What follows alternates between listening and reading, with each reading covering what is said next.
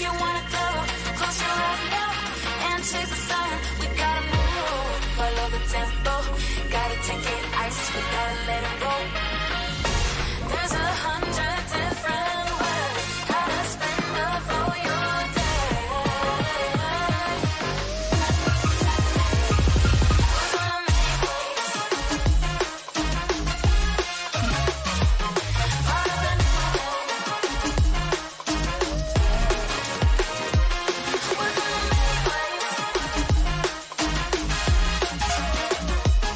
Part of the new day. We're gonna make waves.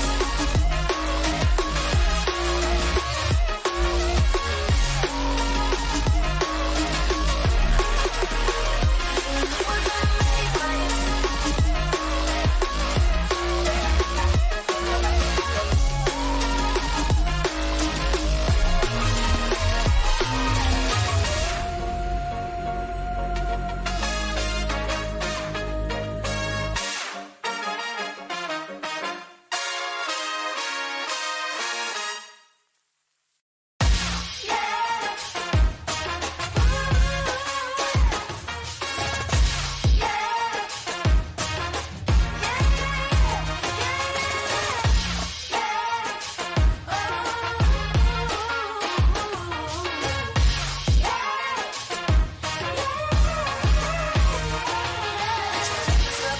If you want more, we let the beat rock across the dance floor. We gotta move, wait till the time to go. Lost in space, so superhero vibes up. Put your lights up if you wanna go. Close your eyes now and chase the sun. We gotta move, follow the tempo. Gotta take it ice, gotta let it roll. There's 100 different ways how to spend the whole your day. We're gonna make waves. Part of the new day. We're gonna make waves. Part of the new day. We're gonna make waves.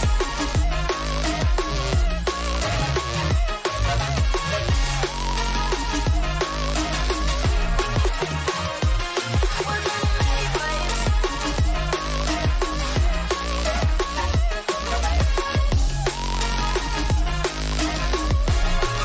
Put your hands up if you want more.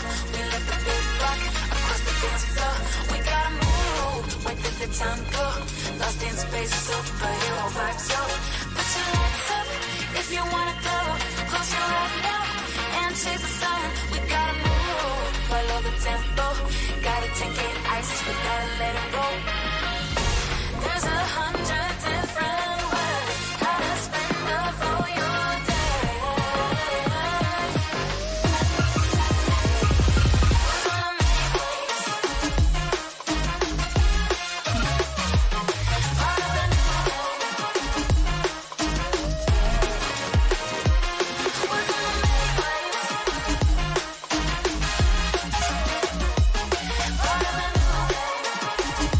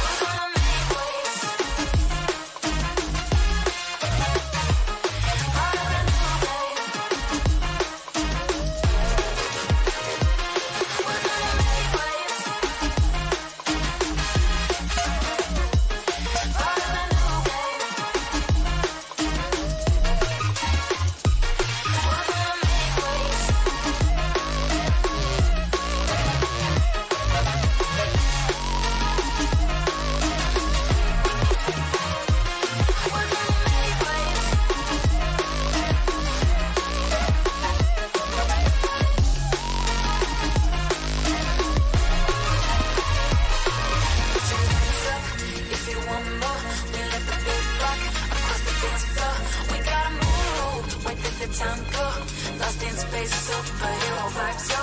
Put your hands up if you wanna go. Close your eyes now and chase the sun. We gotta move, follow the tempo. Gotta take it ice, we gotta let it roll. There's 100 different ways how to spend up all your day. We're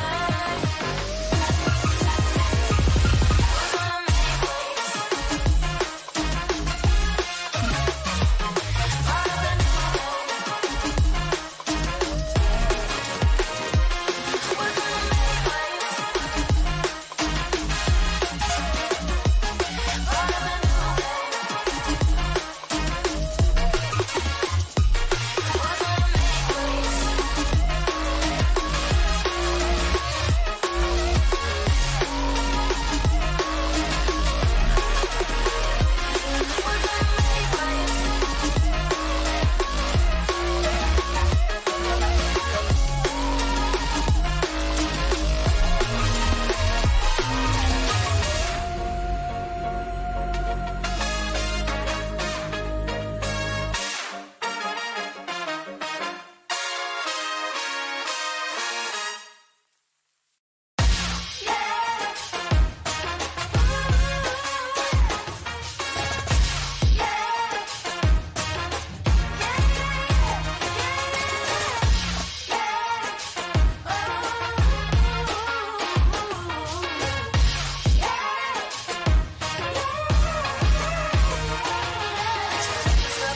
If you want more, we let the beat rock across the dance floor. We gotta move, wait till the time go. Lost in space, superhero vibes, yo. Put your hands up if you wanna go. Close your eyes now and chase the sun. We gotta move, follow the tempo. Gotta take it ice, gotta let it roll. There's 100 different ways how to spend up all your day. We're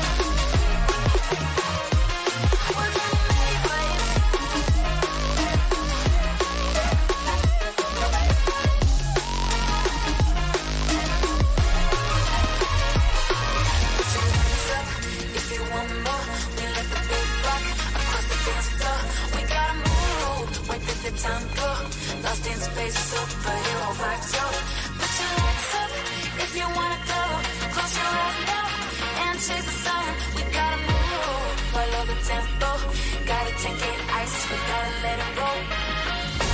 There's 100 different ways how to spend up all your day.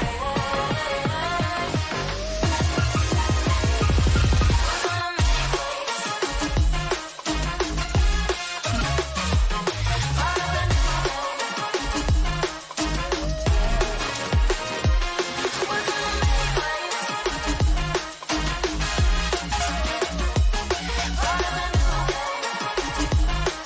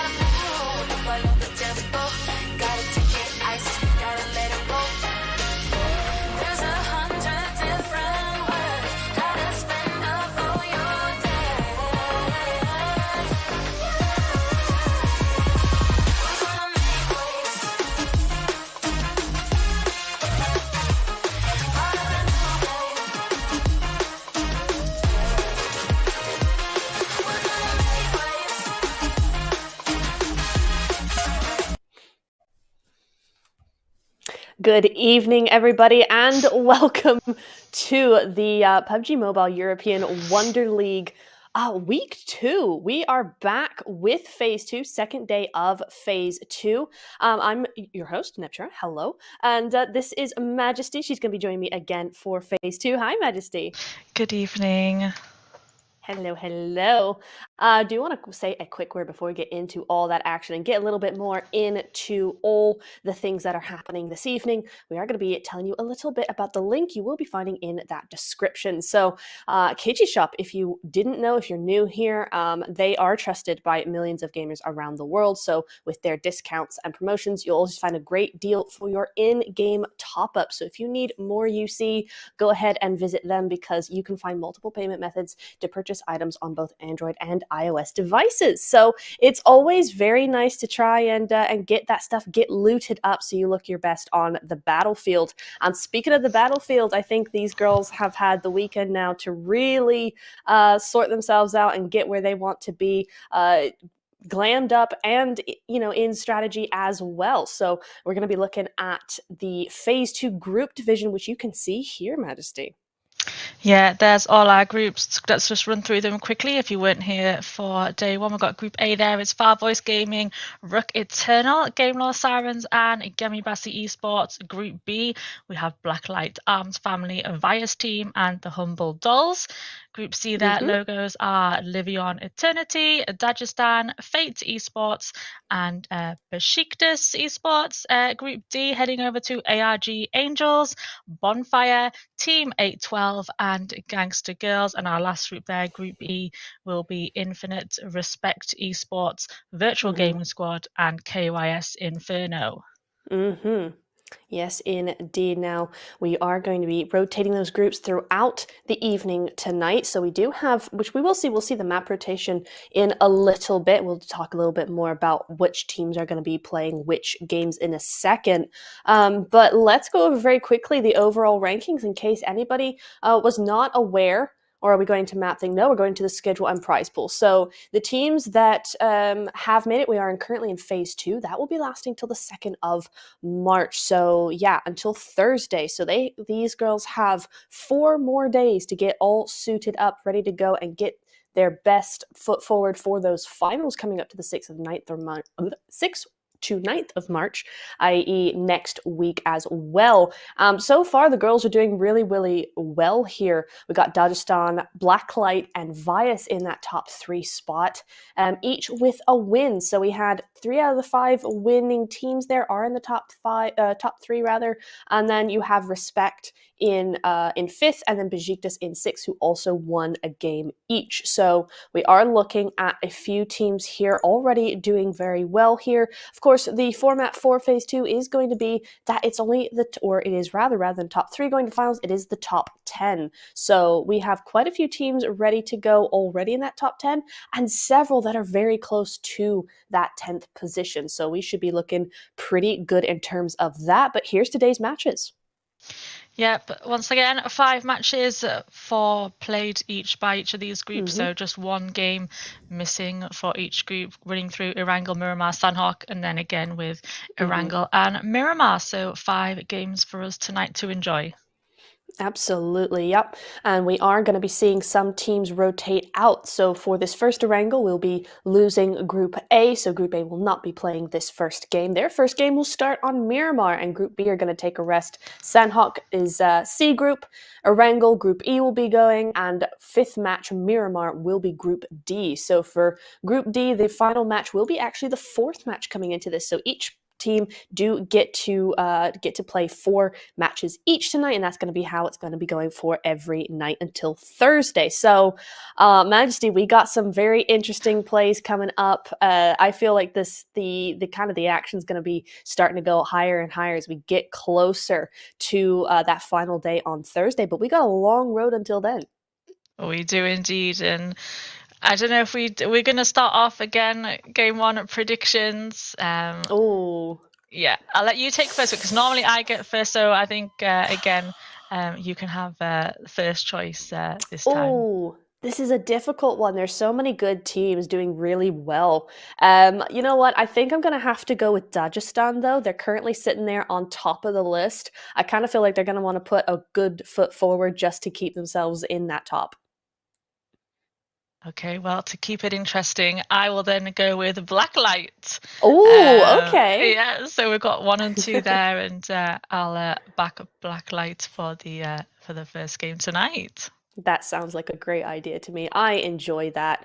Yeah, we got a couple minutes left until game actually starts. So why don't we talk a little bit about the teams who we kind of want to see do better, perhaps? Who favorite teams going into this? Like, you know, any teams that stood out from the first day and that you're looking at this week, or any teams that you're looking at this week to really step up? Is there anybody in there in the list today? For me, pretty much Group A. I'm just having a look at the teams now. I think Group A, Far Voice Gaming, Game Lord, even Gemibasi. Yeah, those three, I think, I don't know, maybe just day one, just not as much as we saw of them through the group phase in phase one. So looking for them to step it up and get into that top 10 after tonight. Yeah. Yeah, I can kind of agree with that, honestly. Yeah, I mean, because in phase one, we saw them do a lot of really, really good things, and it feels like they kind of, that second, or the first day, rather, of phase two, maybe they were just a little tired. I don't know, because we at that point, we had 6 days of nonstop. It was been 6 matches at that point. So I feel like perhaps they were just a little, you know, a little weary or whatever, if that's a thing. You know, some teams are perfectly fine with that. Some teams aren't. So it could be just one of those things. So hopefully they've had a nice rest if that is the case, and they'll be able to come back into this next week. So yeah, definitely looking at them for day one at least. Yeah, I'm kind of looking down here. Let's see. Look at the overall rankings. Honestly, Gangster Girls did super well in phase one. They're down there in 13th position at the moment, but they're only 3 points behind Bonfire in 10th, so not that big of a jump. It's still very close to call, so you can't really say, you know, they're doing all that badly. But, you know, they were, you know, more top of the list by the end of phase one, so hopefully we can see them kind of do that same sort of thing again. In the other thing, though, is going to be probably Armed Family. I think we've been used to seeing them do a lot of amazing things, and we just haven't quite seen the same team as we saw in season one come into season two. So I'd like personally to really see Armed Family do a lot more, because we know how capable they are of actually doing that. Yeah, seen Armed Family plenty of times chasing down teams, getting those eliminations. And I just want to mention on the opposite, we've talked about the teams that we maybe thought needs to do a little bit better. Teams that I'm surprised at, actually, I want to give a mention to KYS Inferno. Yes. I believe they were one of the teams who only just made it through to phase two. You know, them and down at the bottom of their group, and day one, a massive improvement, and I think they've got probably more points. I think probably around the same, if not more, than nearly what they got in the whole of phase one. I believe so. Probably around the same, not too far off for the whole of phase one in just day one. So they've come through day one and just put their foot down, and a complete surprise from them for me. Yeah, absolutely. I totally agree with that. I mean, if we look at those overall rankings, they're the only team in the top 6 who haven't won a match yet. So they put in that work without even a win. So looking very, very good. And you're right, it's such a far cry from what we've been seeing from them in phase one. I mean, like you said, it only took them to the final day of their group to actually get just ahead of the bottom 3 there. So they've been really struggling in phase one, but what a comeback for phase two. It's been great from them. Yeah, so we've had a switch, kind of a switch of play from a couple of teams there, some role reversals, and I wonder if in day two we'll see the bottom 10 teams kind of catch up to the top 10, and we'll probably definitely see a different overall rankings probably by the end of the night. Yeah. For real. I mean, it's all so close right now, isn't it? I mean, we're looking at, I mean, it doesn't, when you look at it at you know, first glance, it's not really all that close. You got Dagestan in the number 1 spot with 50 points total, and then Bonfire down in 10th place, so the lowest placement you can be to get to the finals, with 18. So that's a big jump there between those two. However, if you look down, down the rankings there, you will see that it's 50, 47, 39, 39, 34, 33, 29. It's very, very close, these individual points. So for Bonfire to be at 18 and in 10th place, there's no reason why they can't be top 5 by the end of the night. It's this just that sort of thing. So it's for any of these teams, really. Some teams have a little bit more work to do coming into this. But again, 4 more nights, that's 20 more games. It's 25 more games, but 20 games for each group.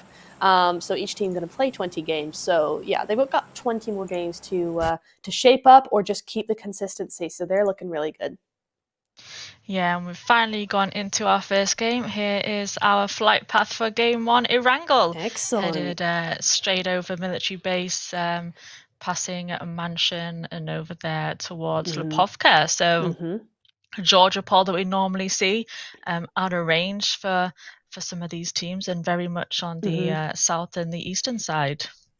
It is indeed, isn't it? Very interesting playing path coming in for these girls. Oh, and a very interesting zone to top it. Not at all complimentary. So we're going to be seeing probably the south and the southeast side get very busy very quickly. A lot of these teams that have just decided to land and loot, they're not really going to be looking for those vehicles if they're already in zone potentially. They're not going to be traveling too far. They're like, hey, we're already in zone. This could be a really good gatekeeping opportunity for those in the south as well. So I kind of feel like it's going to stay a little bit busy. A couple of teams, perhaps teams who already go to Severny, places like that, they're going to be trying to get there ASAP. But we look like we already have some shots being fired here as Arm Family just try to glide very gracefully into Roshawk.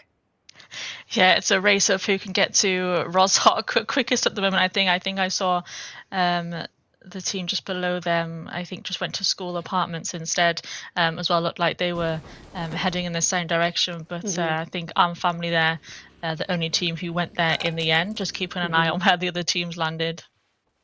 Is indeed very Pier got a little bit of action going on as well. So we got the Gangster Girls having a knock on to Levion.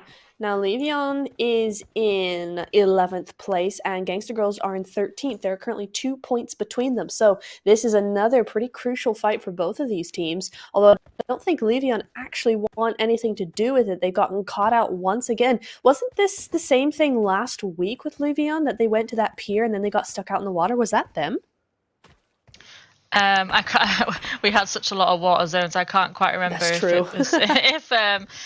which teams were down there at some points. But Amy wants to have these early eliminations and trying to find any light running through there. But Honey out there on her own. So is Kimka. So they're actually all 3 of them split up there, all solos. Yeah, it's an interesting plan. You see this kind of thing all the time with these kinds of large splits to loot and everything, and they tend to work, but sometimes you do see where that risk actually ends up unfortunately paying off for you in a way, is where these teams just kind of rush you and you have no backup whatsoever. So it is very risky indeed, but I think in this zone, in this flight path, they should be good to go with that. I mean, obviously we did lose raids very early on to Gangster Girls there, and so that is where that risk does come into play. But otherwise, the rest of the other players are looking pretty good in terms of there's no one else around them, so they should be safe in those individual loot phases. Virtual Game Squad coming over to them, though. They're going to be looking around farm on that edge of zone, the very southern edge there. So this should be a great spot for them. I like the proactiveness coming in here. If they could spread out across this eastern zone side with some compounds and maintain a really good gate spread, that would be really nicely in their favor. They could get a lot of eliminations that way. Yeah, just I think once we see the map again, we can kind of see where everyone's trying to rotate into zone, see where those danger zones will be. But Any Light is still in danger because Myrna also keeping an eye out. She's managed to get most of the way out of sight, but she's still got a long way to go on her own there. Gangster Girls not letting her go away easily. Yeah. For sure. It's such a long rotation, isn't it? Whenever you get caught out swimming, it always takes forever. So I don't envy her at all in that rotation there. It's going to take her a while. And she doesn't even have a loot to really go off to land eventually. So it is a long game for her. Respect, on the other hand, here is going to be a long start to the game for them as well, but on the other side of the spectrum. So Respect have gone up to Severny, and they will be sitting there for a while as long as the zone continues to go north, which generally it does up towards Severny. This seems to be a pretty common northern zone rotation. I think they'll be here for a while, but they'll be nice and looted up. They'll be relaxed. They'll just be ready and waiting, and they won't really have to deal with any of that rotational noise. So they're not going to have to utilize any of their utilities, any of their meds, nothing. They're just going to be ready to go. So when those teams do come in and do have to kind of patch themselves back together, Respect are going to be waiting for them. Yeah, and actually, I've just noticed, I don't know if you can help me out, but are we missing Blacklight? They weren't eliminated already, were they? Or they're just not here for the first game? There is a team missing, I think. It says there are 15 teams, and I wonder, Blacklight is blacked out there, so... no I believe Blacklight. that's correct, yeah. No Blacklight first game, so my prediction is gone, so... Oh no, of course! All right, well, you... Well, go on, choose another one then. We can't have that. No one's been eliminated yet. So quickly, do you know what? I'll go with, we was mentioning them, so I'll go with KYS. Let's go with KYS Inferno. Excellent. Okay. And I'll go with them first game instead. Excellent. Ooh, Besiktas versus Gaming though. Just saw someone mention Besiktas in chat, so this is right on the nose here. Yeah, Besiktas doing the old death race. We've seen them do it before. Chasing down Virtual Gaming. There we go. Ooh. Hazel jumped out and gets taken down in the end. Who else do we have up with here for support? Facia trying to take shots at her teammate as well. She does have a teammate. It's Meow just over that hill there. And one early elimination point there for Besiktas as Mazzara goes down to Yildiz. There we go, Yildiz with that mini. Getting that first there as also 2 eliminations now, and Virtual Gaming Squad as a solo, a little bit of trouble now for them. I mean, that's a very unfortunate start to their game. That's not what you want to see at all. But Besiktas, with those sprays, I mean, what accuracy they got going down there. Really looking good for them. I like the spread out as well from them. They got that 1-1-2 split going on, the chase down the sprays. Very, very nicely played. I mean, Virtual Gaming Squad, I don't think they could have done much else other than they kind of tried to stop and take the fight, which it was in the end detrimental at the end, but I don't know that they would have survived running away either, you know, continuing on their track. I don't think they really would have survived that either. So it was kind of one of those things. They had to take the fight, they had to try it. They were too spread out, so their teammates couldn't really come and help them very quickly. So overall, just a bad day for Virtual Gaming Squad right now, but solos do tend to do very well here, so we'll see what she's got up her sleeve, but I think it's going to be a very quiet first game for her. Yep, there we go. Stage 2 coming in now, and where are we off to with this zone? It's nowhere near Gangster Girls. They got a bit to travel, it looks like, still at the moment. Jumping to Fate Esports first look at our team here, and that is Armed Family in the not too far distance.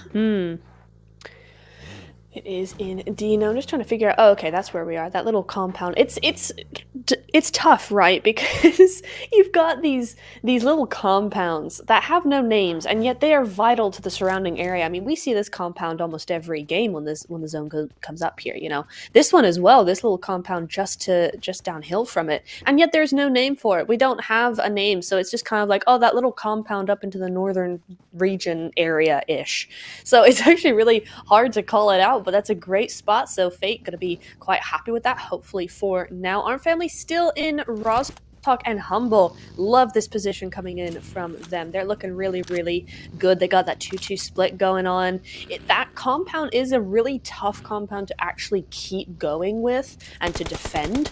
But if they can manage to do that, they are in a great spot. Lots of teams coming through there. As you see already, Armed Family trying to make a move. There's Fate up there. There's also ARG. We're seeing them here this evening for the first time as well. So yeah, there's a lot of teams that come through here. So if they can keep hold of this area, they're in a great spot. Yeah, Humble's always there. And I'm surprised that they've only got 4 points on board, actually, because I feel like we see them involved in quite a lot. You know, so another team maybe that we might see pick up a few more points today as we switch over to Bonfire really quick as well, getting our first glimpse at the Bonfire Esports ladies with that Clo of Infinite in their sights there. Yes, indeedy. Now, Infinite were landing over onto that far east, northeastern coastline up there. So they've had to rotate inwards just a little bit as the zone has moved in. So we are seeing teams start to move towards Severny, towards the south of Severny. So yeah, Infinite look like they've kind of, some of them stopped. It looks like they're kind of looking around. They're at that big warehouse compound up at the north, the top of the hill, rather. Roadhog still occupied by Armed Family. They have decided, because they were looking like they wanted to rotate out to the north side there a little bit, but they are currently in zone. And I think with Humble and, and ARG, I think they've probably just kind of decided to keep to Roadhog for now, which is a good idea. Roadhog's still a great spot. As we lose... Do we lose? No. 8-12 just came out of zone. Somebody just came out of zone. Okay. I was thinking we lost somebody because I saw the color go away, but it was just blue. Blue to navy, so that's all good there. But 8-12 and a little bit of hurt as well as one goes down, but now you're seeing Dadina do some spraying down. But Besiktas is down to the south as well, so yeah, they're going to have to be very careful. Yeah, Besiktas picking on another team right now, and it will be Respect Seren down for them. So is Caddy. There we are, 2 up.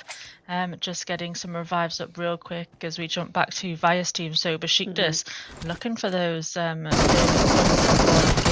we go. Celine will go down. Nice. They managed to get the 2 revives up. The other 2 will go down instead. So the 2 that were revived are left up on their own now because the other 2 have been eliminated by Besiktas. Look at them travelling full squad there. Over as a nade. It's going to come in from Dynasty. Only 1 left available. Not much time to loot, perhaps it looks like, but they've got plenty smokes on board. You can see the buggy there as well if they need, well, attempt a quick getaway. I'm not sure if we will be able to with this full squad. So let's see what Respect Esports can do right now, just outside of zone as well, this compound here. So we can't stay forever. We're going to have to do something at some point. And 8-12 there, you can see in the kill feed with Infinite, as we have quick look at that zone, Neptura. My goodness, that's a very interesting shift. We never see this. I mean, everything I just said about Respect having Severny and being able to keep it forever, totally not the case. I think Besiktas are now making the push. Yes, they are. Here they come. I mean, this is where I was kind of thinking they were going to be doing. I mean, full squad versus duo. That's going to be an automatic push, I would have thought. But here come the nades as well. Oh, goodness. She's managed to get into the corner there and just missed out on that one as Paddy is going to jump outside. Here she goes. She's taken down Yildiz. Can she take a second one? She has. She takes down 2, then gets knocked by Zeros, who was outside as well, throwing those nades into Dynasty. She now has a chance to knock Facia, who are Zeros from the back. Zeros with the push up the stairs, and unfortunately we're going to lose Respect Esports there, but not a bad job from Respect, I don't think there. She did really good getting those 2 knocks, and unfortunately obviously just outnumbered. Yeah, very well done by Respect. They're very valiantly fought. There we go. Yeah, because Besiktas, I mean, it was obvious, the obvious advantage was to Besiktas, and Besiktas played that very well, but Respect putting in all that work and getting those 1v1s done. Yeah, it's just a shame she didn't have a little more health to the final player, but very well done on both sides. Yeah, that was a GG's. Big GG's, but unfortunately that is going to be Respect going out pretty darn early there, and Vegeta's getting a nice few kills. I think that's 4 now for them, coming into the mid phase of the game now. You see Arm Family moving out of Rozhawk on to Ruins and absolutely gatekeeping Gangster Girls there. Big shame for them, but Arm Family grabbing a couple. They've lost Taya, though. I'm not sure where and to whom that happened. So Arm Family are going to be down to those 3, and that zone has not gone in their direction at all. We've got nearly 300 meters to go there. So they're going to be happy with that 1 point and get out of there. Yeah, but that zone in general, very, very interesting zone. I love what Humble were doing there when we saw that map feed just going quickly before the back to before Besiktas's fight there with Respect. Yeah, Humble being very, very proactive here, rotating together, splitting nicely, coming into that zone. They're going to have a full coverage of that northern side if they can be quick, but they might just be slightly interfered with by Infinite, but perhaps not. Looks like they're kind of backing off. Tell you who's not backing off, though, is Vias up against KYS, down to a solo. Oh no, Majesty. Oh no, no, no. It's not looking good for me. Game 1, unfortunately, KYS there taking a lot of damage and knocks, and it will just be a solo. And no, they're eliminated there by the Vias team, and it will be 5 eliminations for them now. 5, that's looking really, really nice for them. Yeah, Vias doing some really good work. We've seen them in day 3 really step it up as well compared to phase 1, if I'm thinking of them correctly. They are currently they're currently 3rd with 39 points, so they're actually tied with KYS. I mean, not anymore, but that was such a crucial fight for them actually to make sure and step up that they solidify their place in 3rd. So only 4 points between them at the moment, but with KYS actually being out, this means that Vias can get all those placement points they want, and they can actually continue to widen that gap. So very, very crucial game for Vias there. Big GG's on that side. Zeros getting a bit of a taste of her own medicine from earlier, though. She gets taken out on rotation. Ouch. Chloe, though, looking for more. She's not satisfied with the 1. Fazier is her next target, but there's Humble up there. This is a tricky rotation for Besiktas. Yeah, kind of stuck in between the dolls and Infinite there, but with vehicles on hand, just off they go. You know, they don't want to, well, they probably can't rotate in that way now, as we lose Bonfire, and then Livion Eternity have gone out as well. I think Fates Esports, the next team under pressure, they're down to a solo. No, they will be eliminated as well. So we've just lost Fate Esports as well, and here is Dagestan with 6, the same as Besiktas. Next we have Rowan in that kill feed, ARG Angels with knockers there coming into zone as well. They can see it's Vias team again, so Vias team want to close this gap on Dagestan, saying I'm not running away with this number 1 spot quite just yet. Here on the kind of the southern end of this zone, Besiktas have made it in. You can see here she's on her own at the minute, her team just on the edge of zone, while she is just in there trying to clear a spot for her team. She just nice sights on dolls though there with that sniper. Wasn't able to connect anything from that one though. Wasn't quite yet, but that's just Humble got a great spot up there. Fizz, you're gonna have to move out, so they are safe for now. They got a great spot, but at the same time, it's pretty it's pretty open there. If you got a spot like Fazier did just there, you are gonna get a couple of those knocks onto Humble, so they got to be very careful. And yeah, they do go down to a duo. They're currently 2 knocked at the moment, but we're back on board with Vice. That zone continues to go to the south.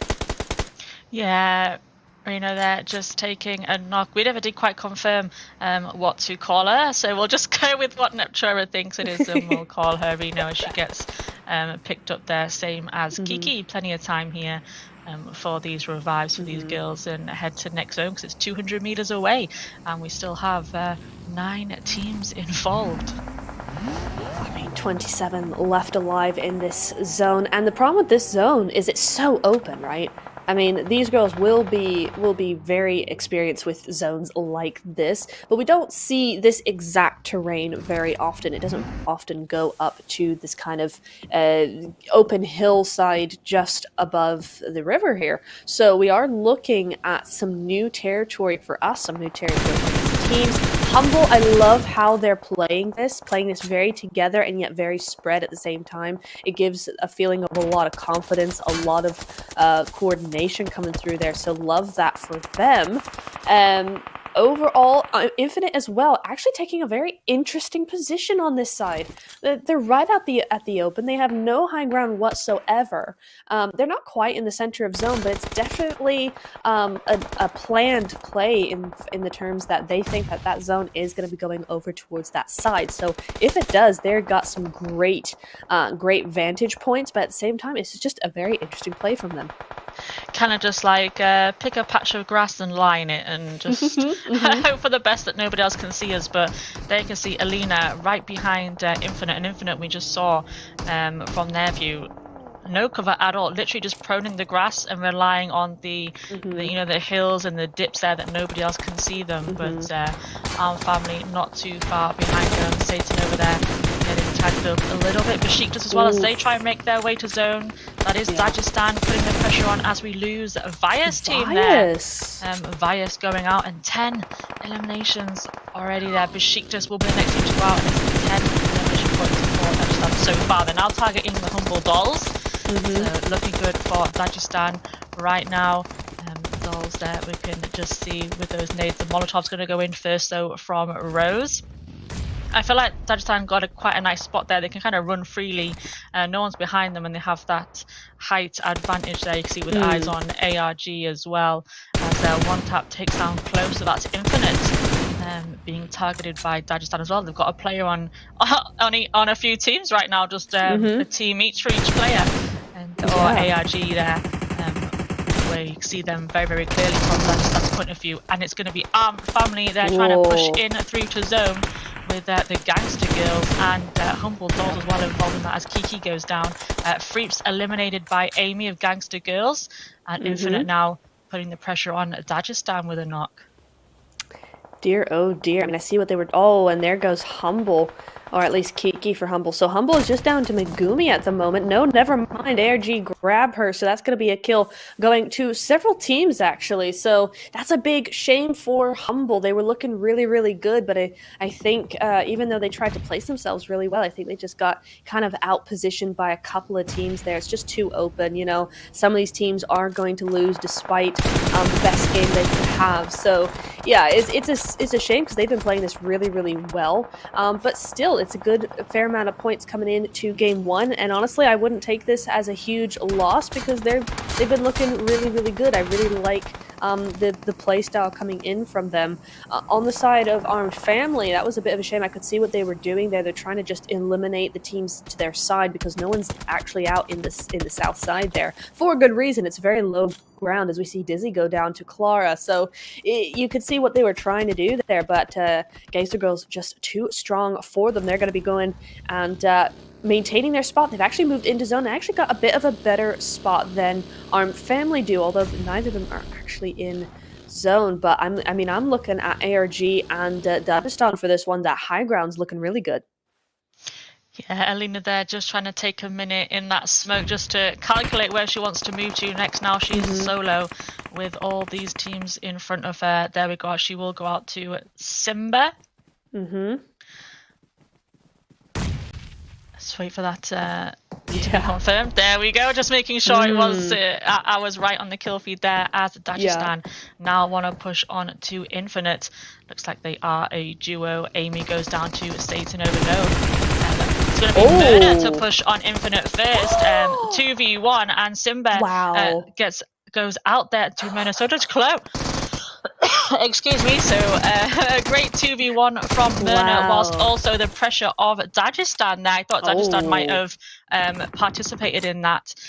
But it was Myrna who eliminated Infinite and then gets eliminated. And unfortunately, Dagestan there, 13 eliminations, just ARG left. So ARG against Dagestan, 2 full squads. Another chance to see 2 squads, Oh, a beautiful 4v4, and Not quite. Dagestan going for this push first. Rowan eliminated the first player to go out from this.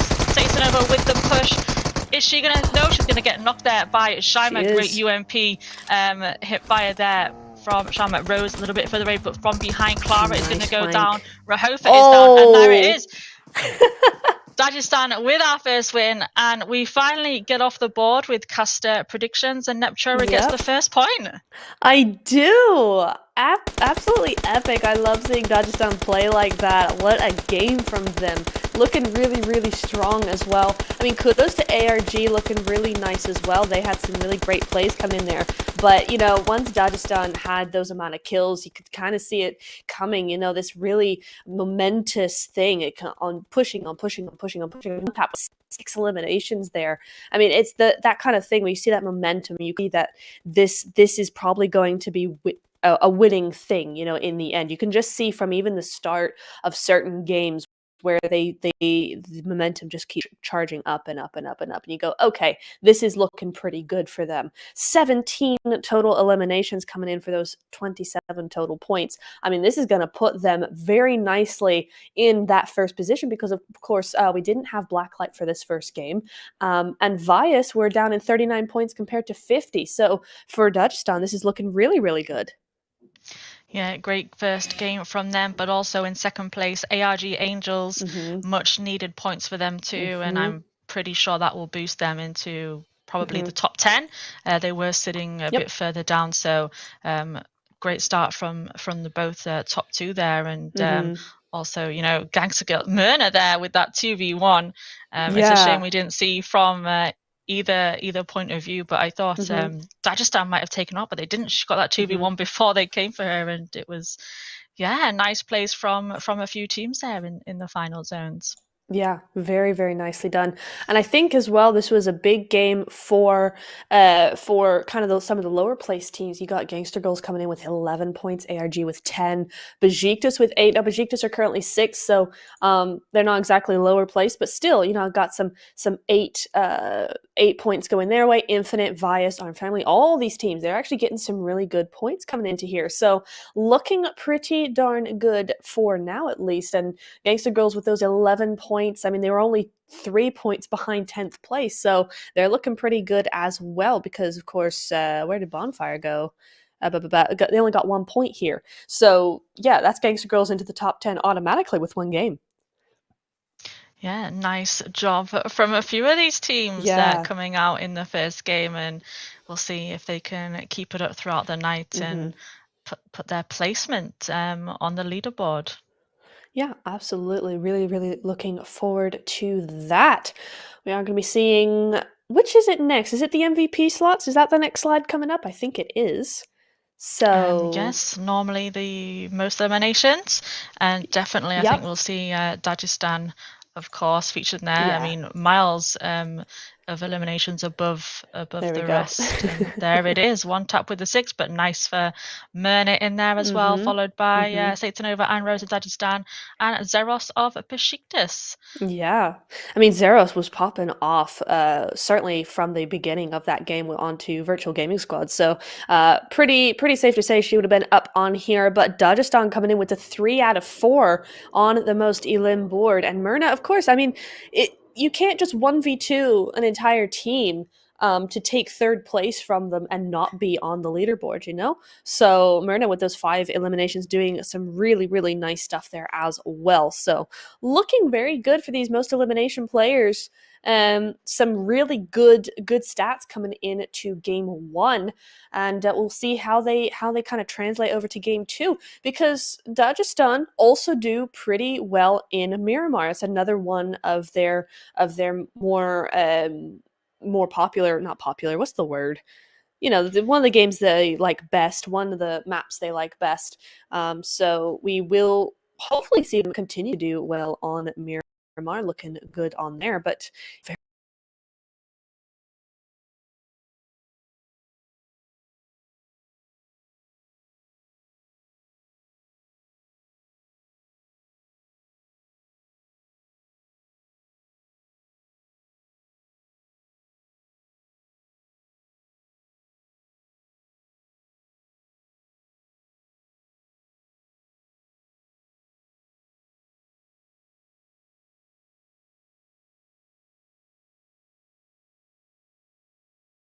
Mm-hmm.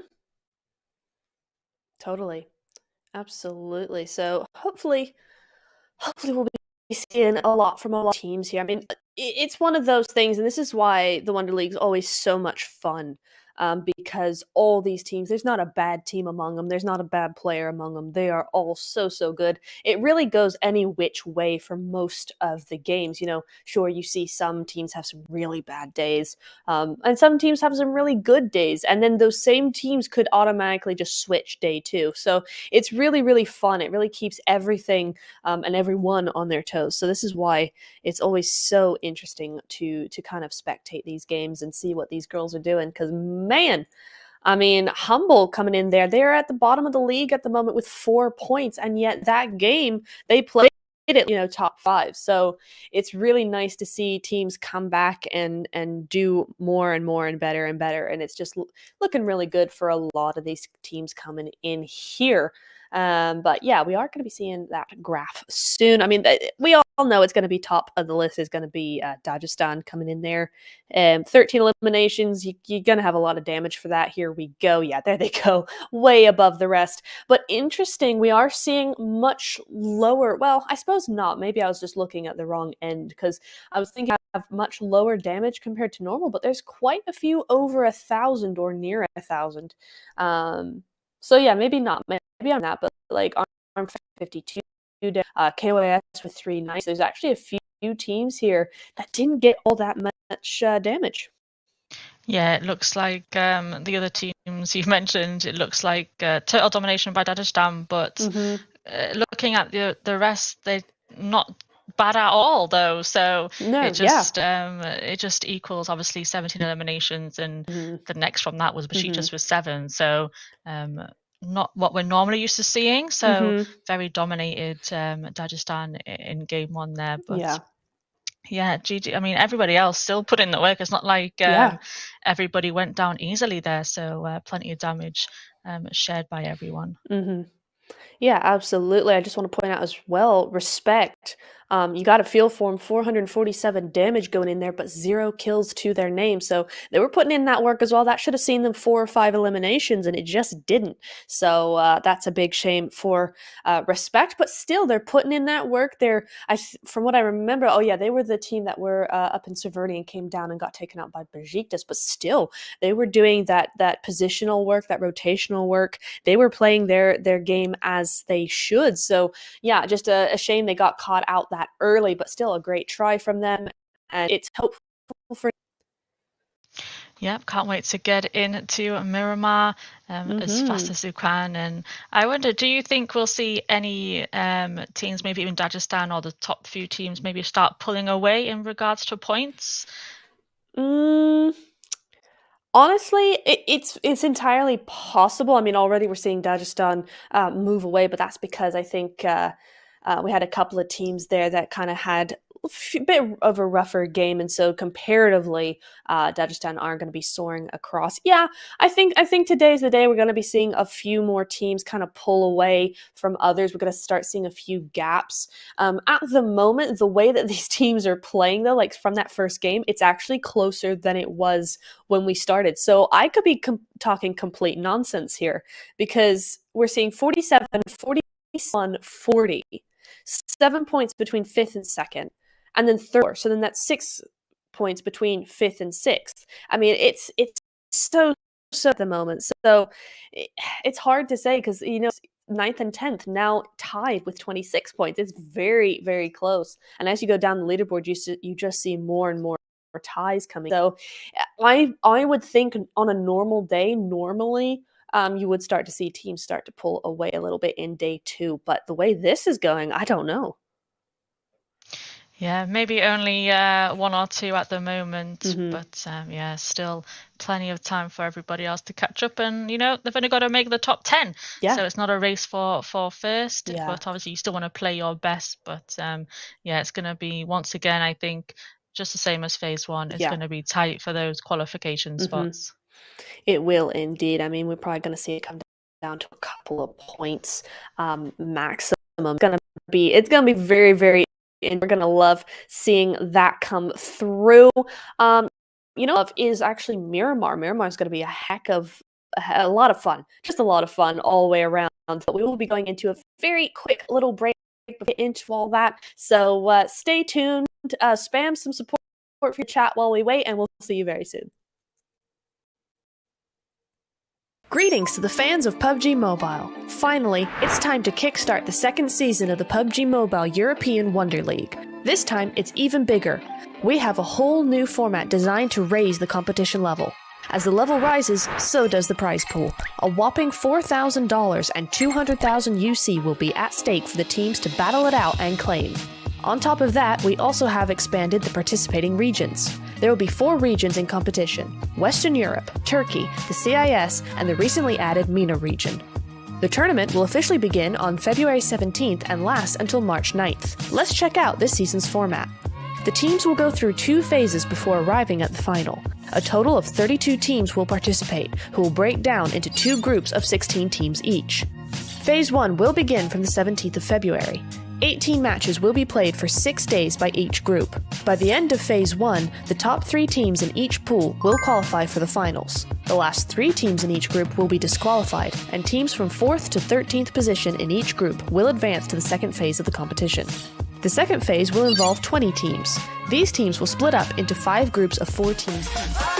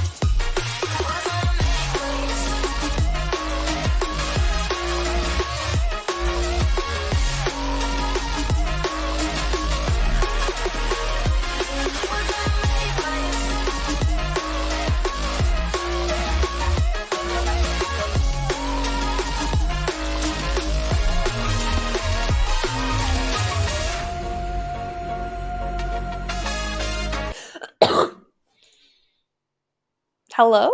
Welcome, everybody, back to the game. What? What?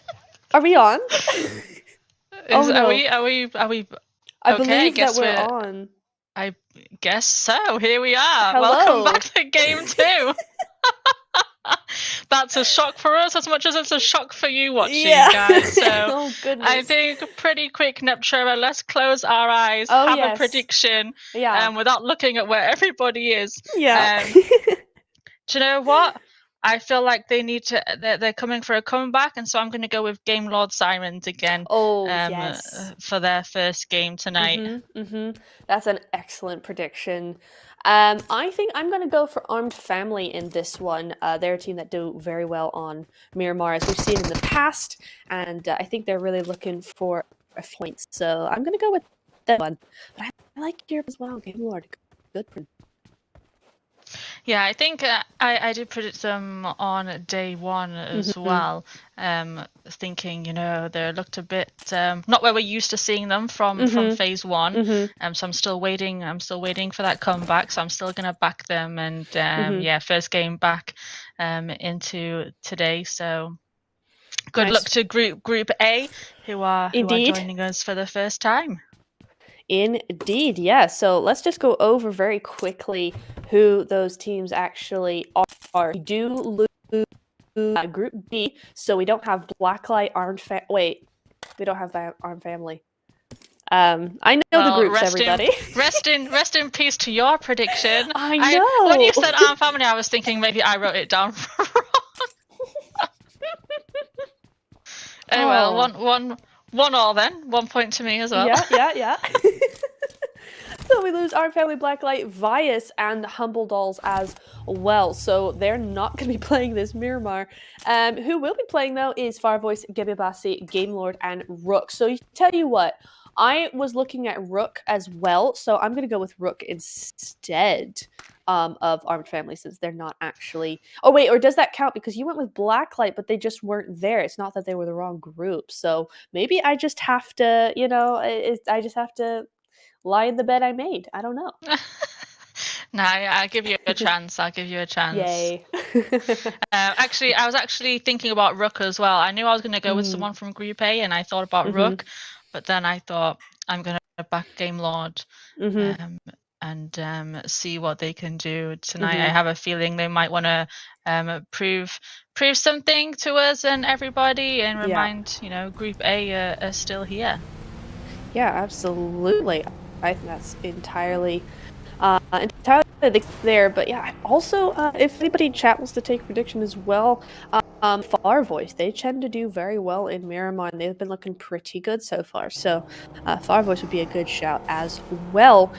Speaking of chat, though, we do see your comments. Hello. And so do the teams. So if you want to go ahead and shout out your team, support them, they will be seeing that, and gives them a little morale boost to get into the game and start doing it right. So you might want to go ahead and do that. Go ahead and support your teams, as we see Levion over in San Martin looking pretty empty so far. Zooming around on that motorbike, Raids has all those skills. Yeah, nice driving here. Oh, we're going to take a flight. Oh, we missed the landing, but I'm sure she landed on both wheels there. Absolutely. Gamabasi as well. Welcome to day 2. This is their first game, I believe, if I'm getting those groups correct. Yes. So they're looking here to have their first game of the evening and first game of the week. Looking pretty good in El Pozo, though. They've looted up already, so that was a pretty quick loot phase. But are they? No, they're not in zone.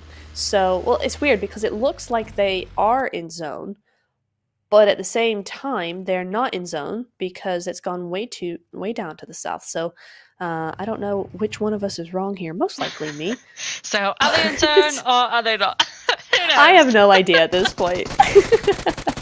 What we do have, though, is KYS Kowalski and Alicia here pushing onto Virtual Gaming Squad. Hazel is going to be the first player to go down there to Delicia 24 joining her team as well. And it's just, I think, Mazzara here. So I think Virtual Gaming Squad with a split here, Nepsure, it looks like. does indeed. Oh, this is going to be a rough one. She gets one, but can't quite grab the other one. So that's going to be her going down there. KYS getting some good eliminations in there. Because, of course, remember, we did see... was it KYS and Vias last time going at it? Yes, we did.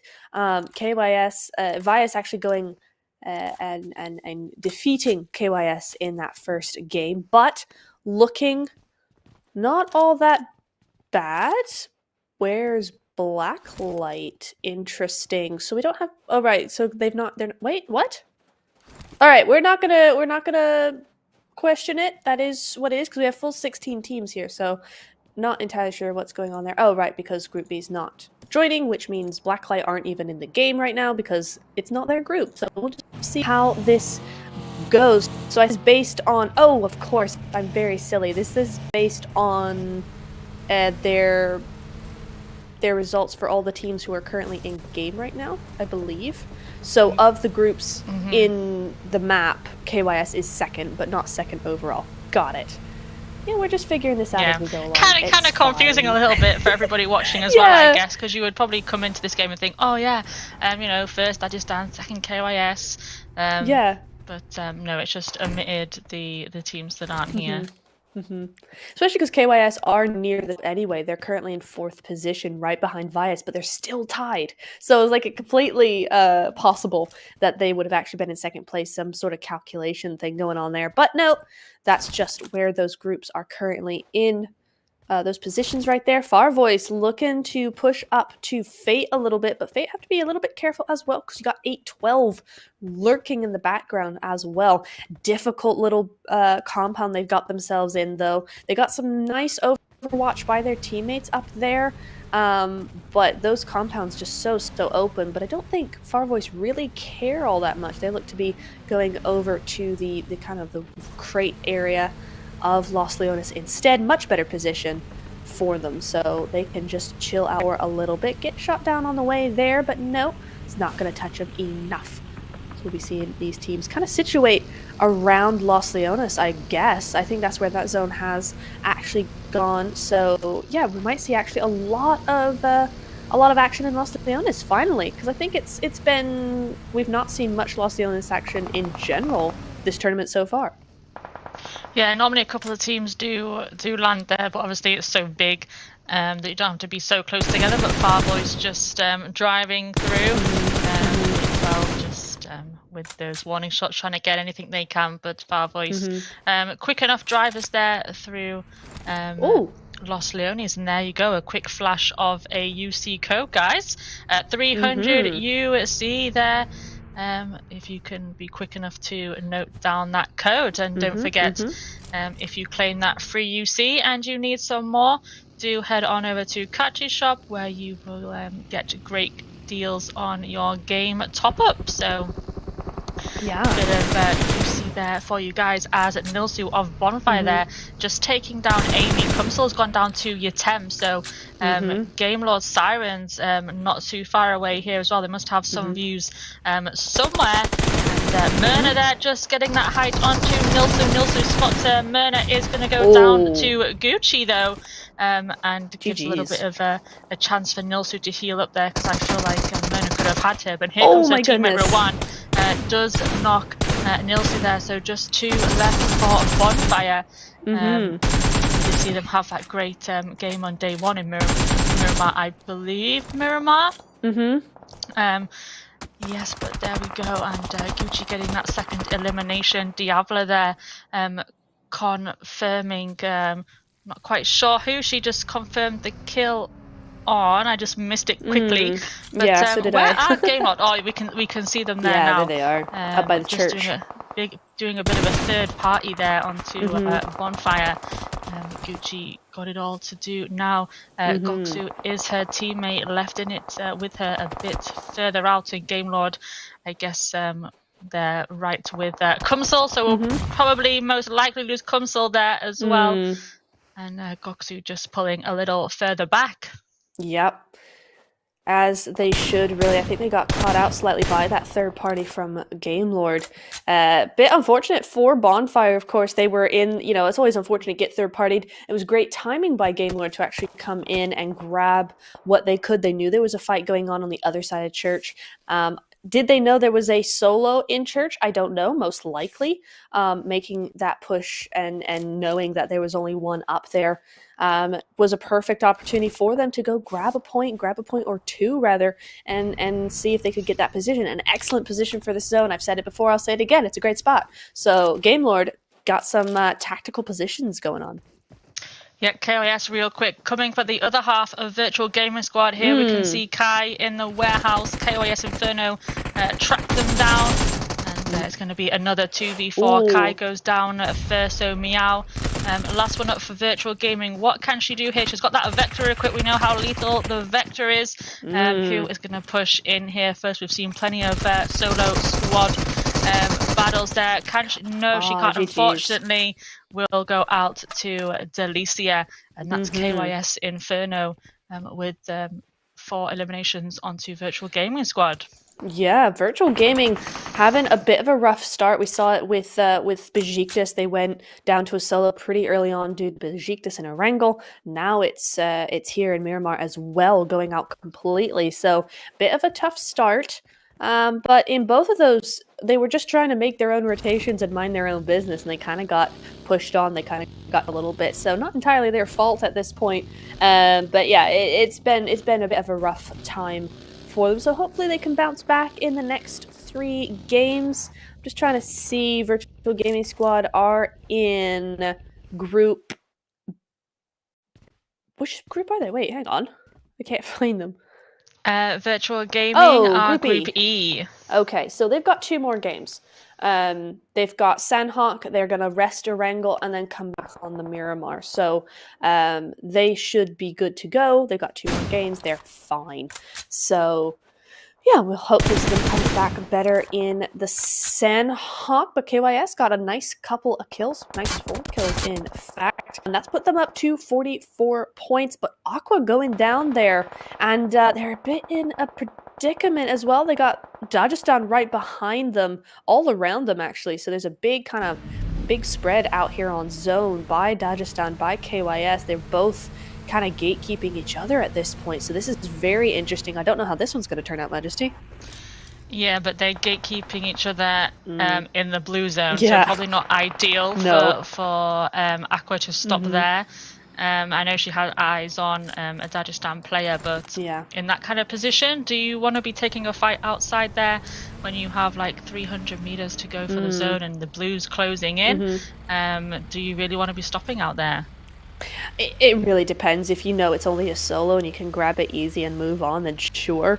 That may have been the kind of info that she had at the time and didn't realize Dagestan were all over the place. I don't know. If she had info that it was the whole team, the only reason why you would really do that is because you think you can't move through them as a full squad, that you're gonna most of you are gonna be taken out on rotation. That would be foolish to try and make that full send rotation through a full team like that. That's really the only reason why you would kind of stop. Otherwise, it's full speed ahead and just try and get around them as best you can. But I think they actually came out of that unscathed. Nope, they're still down to 2, but Dagestan have moved away, at least partially, so they may actually have a little bit of a reprieve here. But the zone has gone to the south Los Leones area, so we're seeing a lot of teams come in now. Yeah, I'm also seeing a lot of teams actually going down to the play zone, so maybe just slight underestimation of that blue zone. Yeah. You know, it's killing their health, and a lot of players are actually going down outside the zone, so don't underestimate Miramar and the blue zone. Get in there as quick as you can, and we're here with Besiktas. Yield is down right now. There you go, another player outside the zone, Sata Nova. Down, I think that's the second time she's gone down outside the zone. I'm not too sure, but Xena gets run over there by Kowalski. KOS Inferno really coming out here in Miramar. Yildiz goes out there to Nada of Gemi Bassi. First time seeing Gemi Bassi in this game. They've been doing pretty well for themselves. Logica going down though. Rook, no! down to a solo, I believe. That unless that kill feed's a little behind, and then we're actually looking at a duo here. Yeah, it is gone down. Yeah, so down to a solo, but it's to Game Lord. So again, Majesty, we're kind of pitted against each other here. We are indeed. Never nice for us, obviously, No. and the players. So the players as well. I think there was a player that went outside the zone. I'm not too sure kind of what happened. But Yetena, I thought she had a great push coming in there. Yeah. And the two players just... I was shocked that I got a surprise for a second. I didn't even realise there was two players behind that warehouse. Lisa is going to come for the backup though. Can she get these eliminations? There you go. The one left, Logica, gone down there to Lisa. And now it is Rook as a solo. God, my heart stopped a little bit then. I know. Oh. Yatem was so unlucky to go down there. She saw him, but the angle was just slightly off by the time she realized what was happening.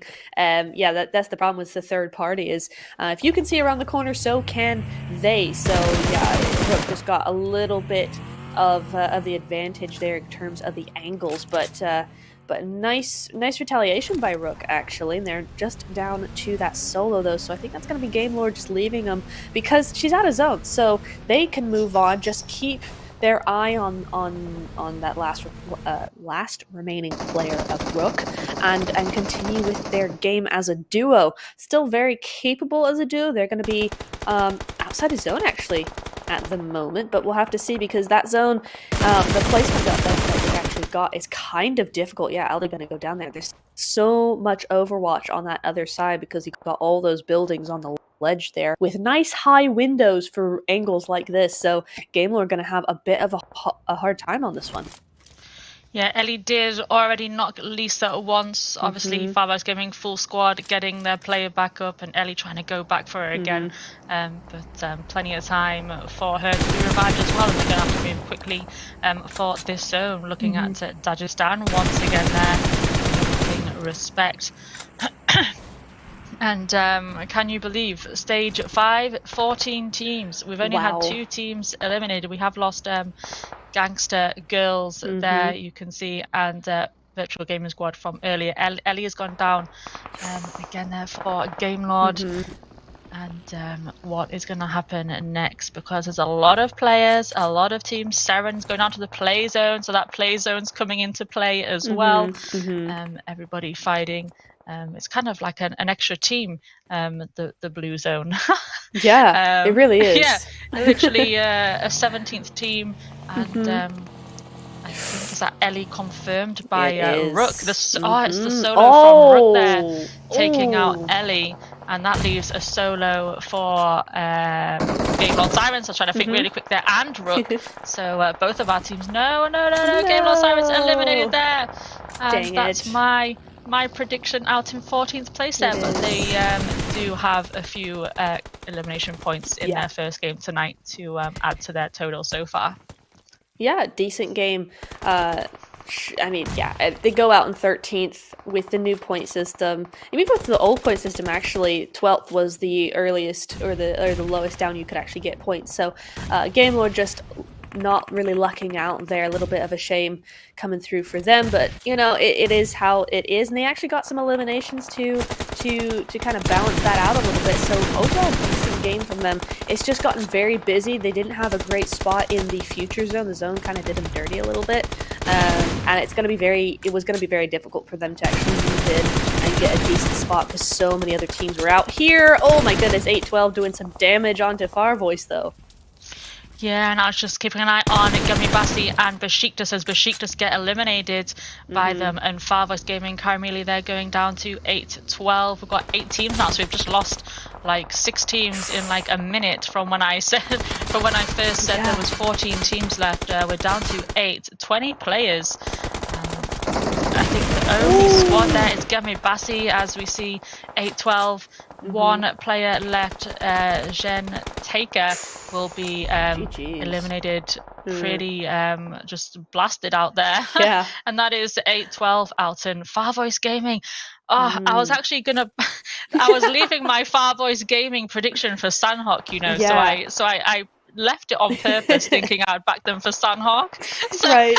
but they're looking pretty strong right now in Miramar. So more full me. That's always the way it goes for the predictions for us casters here. But it does, yeah, doesn't it? 7 teams still in, and Dagestan still looking good as well. Yeah. 6 eliminations. Oreo goes down there to Gemi Bassi, the only team with a full squad, and then we've got a couple of trio TF as that zone is now with us. Who is there? Maybe Gemi Bassi got a real hard push in there to get through these teams. Dagestan will try and hold this warehouse, and Far Voice Gaming just on the edges there. Just I think they have that little cliffside. Here they are, just medding up. But Gemi Bassi pushing Dagestan here. So Neda is going to go in first. Rose has gone down to Melina. The nade is coming in as well, putting that pressure on Dagestan. The Molotovs there. It looks like they're getting a revive. Can Neda push in real quick? Can she locate them quick enough? One tap just behind her wall as jumps out. Wow. Neda will get that knock on one tap. The nade comes flying in and takes down Neda. Purple is the next player to come in. A bit of chaos right now. Who is who? And I think that is Zumi there, I believe, with that last player of Gemi Bassi was Bazumi going out there to Dagestan. So it was a solo that was left and held it. Lost her teammates, but held on and has held the warehouse. And it looks like ARG is the next team that want to come in there as well. Yeah, I mean, what a push by Gemi Bassi there. That was a great planned push. There was nothing wrong with that push, but, you know, it comes down to those 1v1s at the end of the day, and Dagestan have been on fire today, so they're feeling really good. Gemi Bassi, again, made great plays, but it just didn't work out for this time, so that's a bit of a shame there. They did have a good idea coming into it, but Dagestan stand alone at the end of the day. They've got a good spot coming in here. I mean, if they taking some of these teams behind them, which they do. I think that's ARG now out, if I'm not mistaken. Yep, there they go. They're going to be looking really good. There's no teams behind them. They could ideally get rid of Infinite, and then they're all by themselves on that high ground in zone. So they're looking pretty good for the win here. Yeah, and don't forget Infinite, actually, so they can see the duo. Yeah, still there. Just there, still in this game. And we did get Rose revived, so Dagestan with the duo now as Far Voice. Oreo pushing in with the boogie, just manages to get prone behind that. But the nade is cooking from Rose. Can this land on the duo of Far Voice? No, but Bazumi there taking out Amelia. And that just leaves Oreo in, and Respect behind her as well. So a duo of Respect just behind Oreo, Far Voice, and the duo of Infinite, very, very quiet there. It's almost like nobody has eyes on, maybe just Bazumi. I don't know if they can see them from there. I can't even see them from there. So I wonder if anybody knows if Infinite is actually up there. It's possible that they don't. I mean, they've been very quiet for a while now. Yeah, it's entirely possible that they actually know. If we look, though, I mean, apart from Far Voice, when they actually went down to a solo, this was a 2v2v2v2. Or how many ever 2v2s go into 4 teams, but it's not now because Far Voice Gaming do go out there, so it is a 2v2v2 now with Respect down to a solo. So yeah, Dagestan actually do know that Infinite are there. They're gonna be keeping an eye on them for now, but they have to keep their attention also on Respect, because that solo or that revive has been gotten, so it's back to 3 duos. Chloe with a nasty angle, though. This could be nice. Both of them have some angles on to Dynasty for sure. She tries to make her way. It could go either way, honestly. Yeah, I feel like Infinite have played this great because they've just sat there in their spot. Nobody has bothered them. They've just quietly waited, watched everybody else eliminate each other. And the duo here, a 2v2v2, but Dagestan know that they're there now. You can see those nades are going to come flying in. They've got the cover of the smoke, a little bit of ground cover as well, just a slight dip. There you go, as Chloe goes back down. There you go, Chloe goes down to first. There's the first move from these last 6 players. Paddy, though, goes out to the nade. And then, unfortunately, for Infinite, they will be eliminated by Dagestan. And are we going to see a back-to-back win for Dagestan? Because Rose is cooking another nade there. Respect Dynasty trying to get her player back up. They're both behind the airdrop. They know that they're there, so those nades are flying over. 12 eliminations for Dagestan. Oh my goodness, Caddy, they're eliminated by the nade of Rose. It's a 2v1 Dynasty. I feel like she's a little bit stuck behind the airdrop. She is. What can she do here? No, she gets it! With the nade. That nade coming, flying, and my voice. Oh, excuse me. Oh, I mean, Dagestan. Oh. Wow. Oh my goodness, Dagestan with a back-to-back 17 kills in game 1. They now have, I think, 14 kills in game 2. You know how you were asking me about, you know, are we going to start seeing some gaps in the overalls?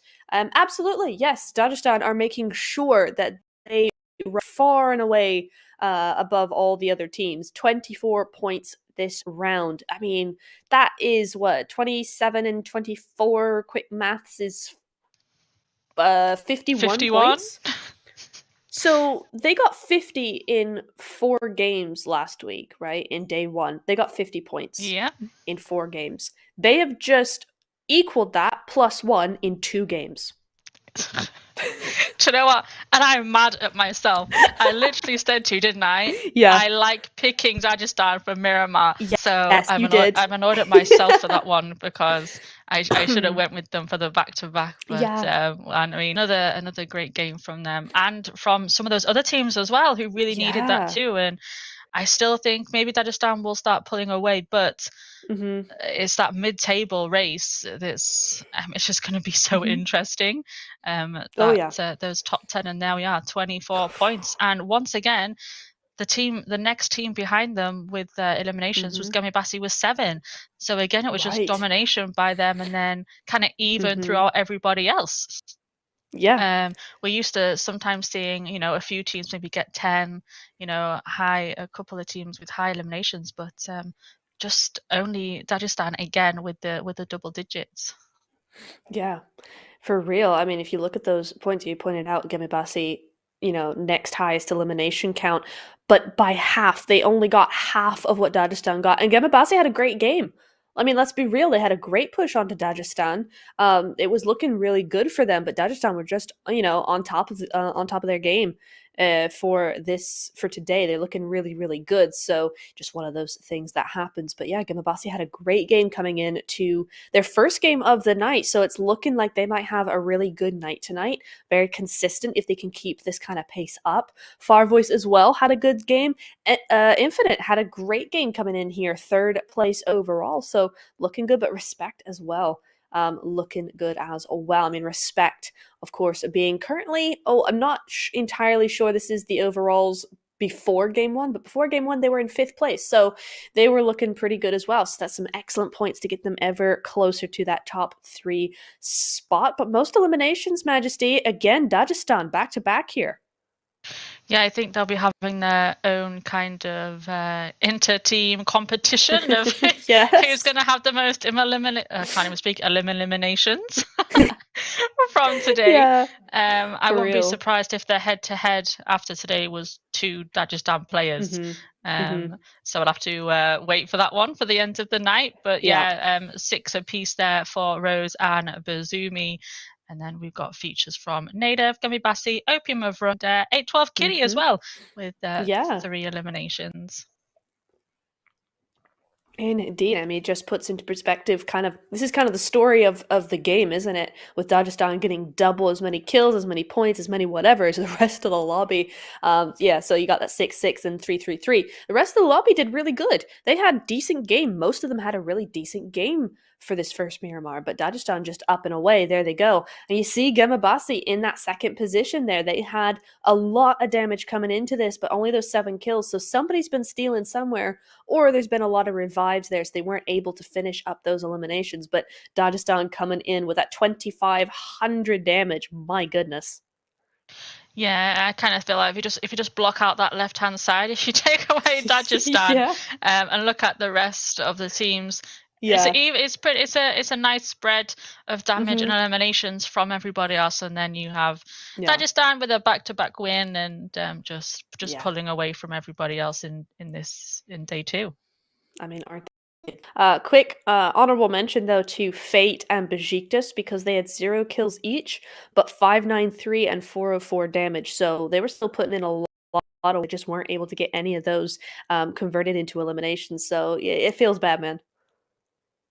Yeah, as well, kind of Game Lord, they got their 4 eliminations. Right. I feel like they could have had a few more there. Just a shame that they went out a little bit earlier than they probably felt that they should have as well. But good start for them as well from Group A.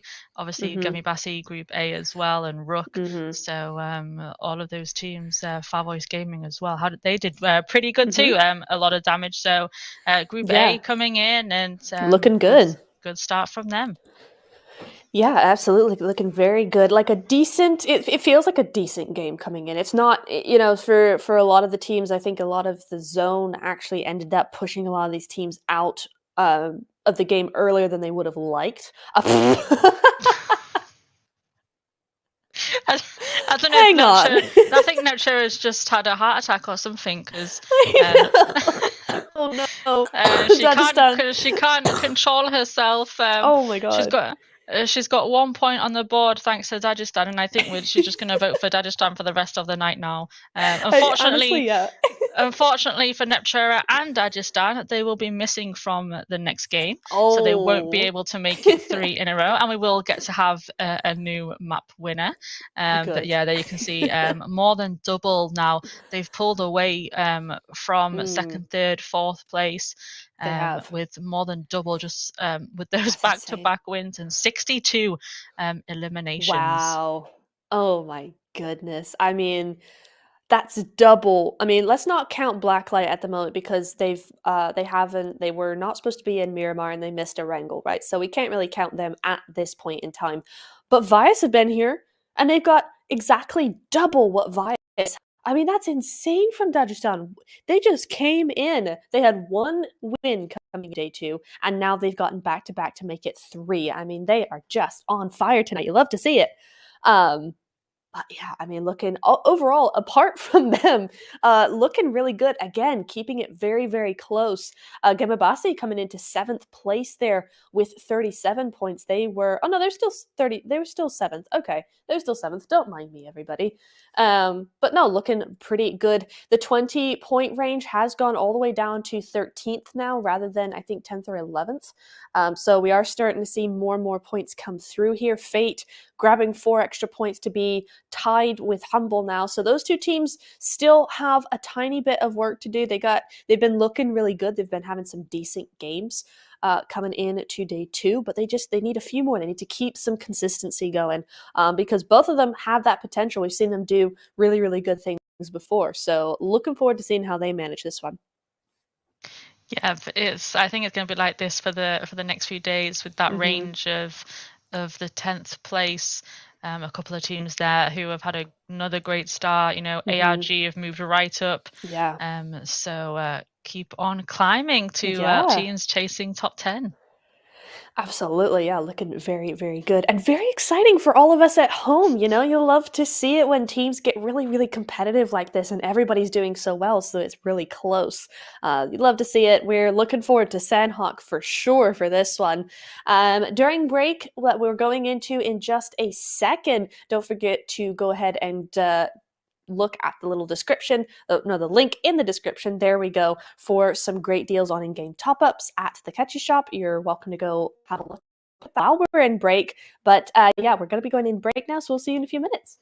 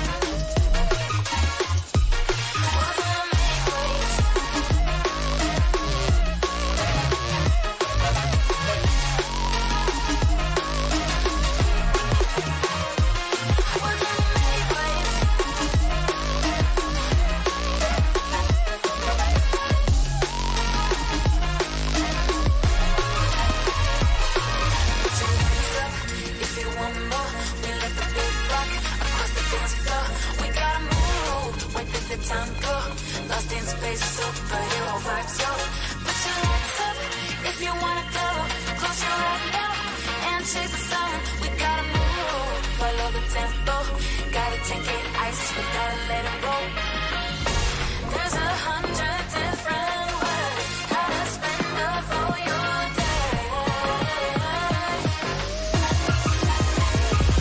We're gonna make waves. Part of the new wave. We're gonna make waves. Part of the new wave.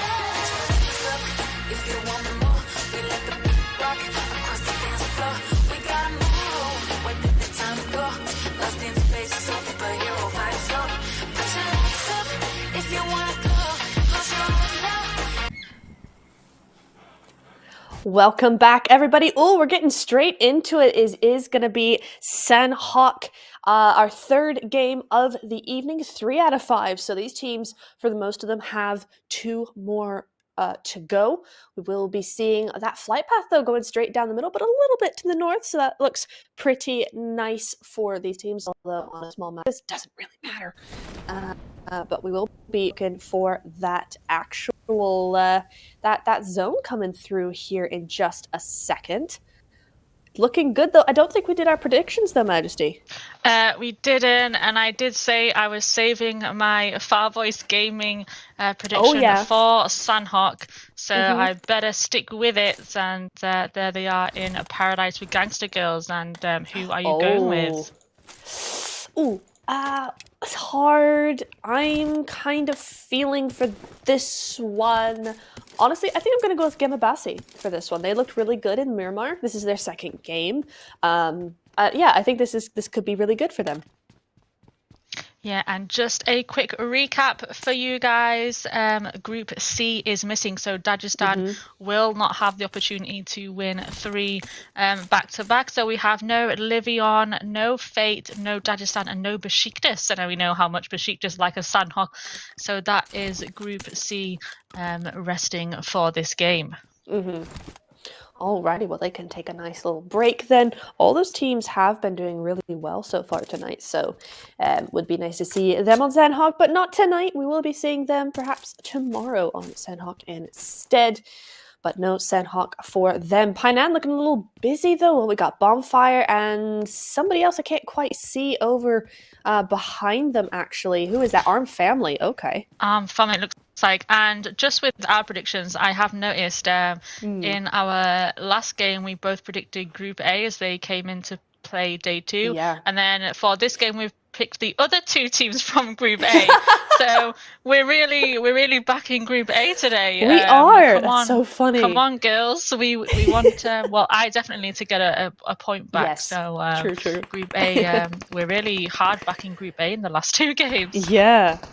Yeah, for real. Oh, that's so funny. I didn't even notice, honestly. I totally didn't even notice that. I was just like, oh yeah, they had a good game coming in here. I forgot that they were Group A, of course. That is Far Voice and Gangster Girls. Oh, but Respect over there. Sneaky in the distance. Possibly could get a little knock on to one of these girls here, but potentially not. That might be a little too far away. Those player names are often deceiving. You think they're right there, and they're really not. So we'll have to see where that ends up going. But this is such a stalemate coming off here. This like kind of 4v4 thing they had going on just a second ago. But Far Voice looked like they might not really want to do much with it. Looks like they're kind of retreating, getting out of there. Fair enough, really. They got the loot that they want. If they decide to go away now, it's just saving themselves for the end of the game. So kudos to them if they decide to do that. Yeah, Paradise I think is kind of a tricky sometimes to retreat from as well, especially if you have teams and not too far away. So that obviously having a look around them, watching their backs is definitely crucial for that retreat for them. And fingers crossed, they can get away safely and find a position that's more comfortable for them. Yes, indeed. We have 12 on the river. Okay, so they're on the south side of the island. I was trying to figure out where that was for a second, but yeah, they're on the other side of the bridge that goes to Ruins there. So nice little spot for them. I think we saw the zone go that direction. Yes, we did. So nice spot here. They're going to be very happy with this spot because it could potentially lead to a lot of gatekeeping, a lot of rotational third parties, and we always love to see that. But Blacklight are here. They are here in this Sandhawk game. We just saw them in the kill feed there. Looks like they made some what's it called? I'm trying to think of the word here when a team knocks one, but then they knock one of yours immediately. What is that called? I have no idea. What word you're thinking of, but when it comes to you, just let us know. But it was, I believe, Infinite. Possibly, I think yeah. it's with Infinite. So first time seeing Blacklight tonight after I so confidently backed them in game 1 and they were and realized they weren't even there. So nice to have them back for Sandhawk. Yep, and we should have them for the next 3 games because their group were missing in the Miramar. So if they're here, they're going to be here for the next 3 games. So plenty of time to predict them then, maybe for that second Miramar. But Gemabasi and Vias. Now here's an interesting fight going on here. You got the 3-1 split, the Overwatch and the push, but it looks like Purple might try and nope, she's not going to try and push in with her team. She's going to be that Overwatch going that way, but Nada goes down. Yeah, that Molotov taking out Gala as well. That Nada just knocked as well. So a knock aside there, kind of. Did you figure out the word you were looking for? Because we've got the same thing happening here with Gemabasi and Vias as well. Ooh, literally just now.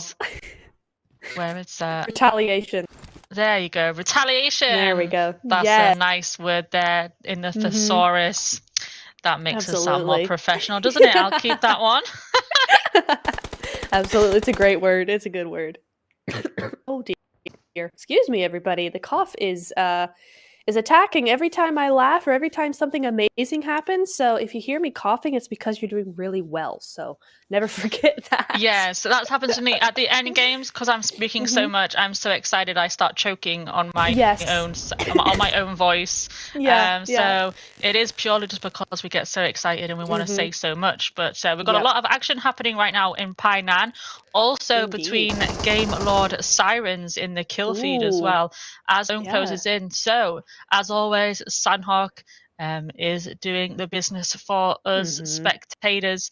And Megumi of Dolls down there to Meow Virtual Game Squad. So there's actually quite a few fights happening at the moment. Lisa there knocking Rowan. Oreo, there you go. Retaliation, Neptura, for Gangster Girls. Knock for knock back over towards the Paradise area as well. Lisa with a second knock there, but still with Gemabasi and Vias at the moment. And could Vias here have an opportunity just for a little bit of gatekeep here? Purple does get that knock on Reem though, and Reem is eliminated for Vias there. Ooh, now that's a cheeky one if there ever was one, but we still got 2. Purple does go down. That's by 8-12. That's a third party now.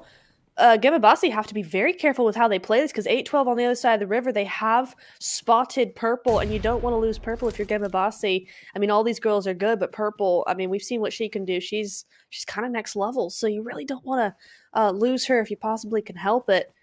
And she is going to be picked up, looks good so far, but they got to be very careful. That's going to limit them a lot, pressure them a little bit, and this might mean that Vias actually are able to get away here. Yeah, you could kind of see that instant decision there. ARG Angels eliminated, I believe, by Game Lord. They were in the kill feed with Game Lord, and there you go, Ellie with domination. Excellent. Nice to see Game Lord coming back in Sandhawk there. But yeah, you could see the decision that happened with Gemabasi. You could see them kind of almost retreat behind the wall straight away as soon as their Purple was knocked. Kind of deciding to let's focus on 8-12 and get Purple back up. And giving Vias the opportunity there to fall back. And it's still happening between Far Voice and Gangster Girls in the kill feed as well. Yes, so still a few teams battling out at the moment. Bonfire and Arm Family. Amelia is hit by the nade of Myrna, and Far Voice Gaming struggling at the moment, it looks like, against Gangster Girls, kind of back and forth for those two teams. And just getting a look here at Virtual Gaming Squad, there is another code for that UC, guys. And like we said before, there is your 300 UC code. If you can screen grab that real quick, there is your chance. And don't forget about Catchy Shop as well for your deals on your in-game top-ups. Having a look at Far Voice now, we've lost Amelia we have 2 eliminations. We're outside in the blue zone. We've got 500 meters to go, but we're not backing out from this fight against Gangster Girls. It's been pretty even by the 2 teams so far. It's been pretty much back and forth. Myrna, they're taking a lot of damage. She's got to watch the blue zone damage as well as the push of Farvoys. As we go back to Painan and Bonfire and Arm Family, who've also had this kind of action from landing as well. Game Lord coming into view there.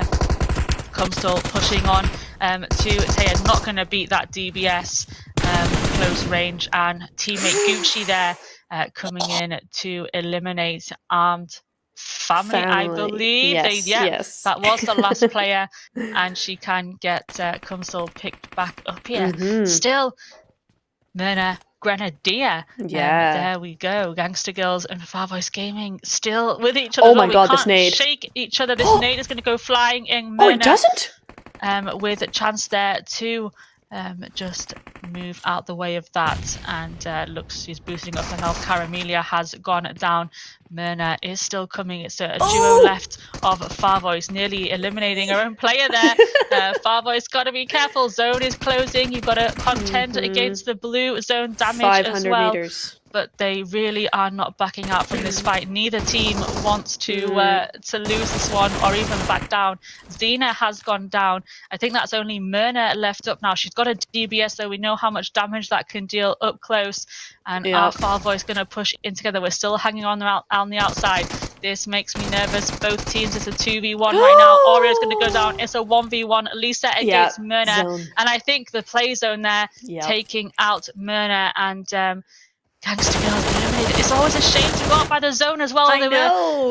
It was such a good fight for from the start of this game. They've been there with each other and just couldn't escape each other. And now got to contend with that blue zone, as well as Game Lord going off now against KYS Inferno. In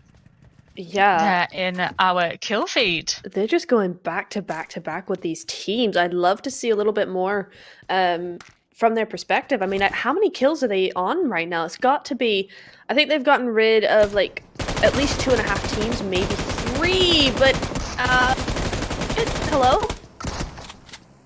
Oh, Alice there with some good drop shots, but Blacklight will 7. eliminate Infinite there, and 7 eliminations for Game Lord. Looking strong in this Sandhawk so far, but still 12 teams left in it. Anything can happen yet, but looking good for Game Lord with a full squad still up. Yes, indeed. Yeah, very good for them. Virtual Gaming Squad also full squad, as are Gemabasi and Blacklight. So we got a few full teams up right now. Got a few three-player teams as well. But overall, I mean, what are we on stage 3? Yeah, 12 teams still up. So actually, we're actually seeing a lot of teams go out, but not necessarily players from teams. There's still a lot of full squads up. Yeah, always good for Sandhawk, as Gemabasi taking a lot of damage there from Meow. Just outside of zone here in Ruins. So they got to push in a little bit. I feel like maybe they should have waited before they get into the zone, because now Gemabasi right in front of them. You can see there from this bird's eye view where everyone is situated. Just them 2 teams, it looks like, and Humble Dolls a little bit further out. Yeah, I'm interested. Where did Vias go? No, they're still here. Okay, so they're still here as a duo.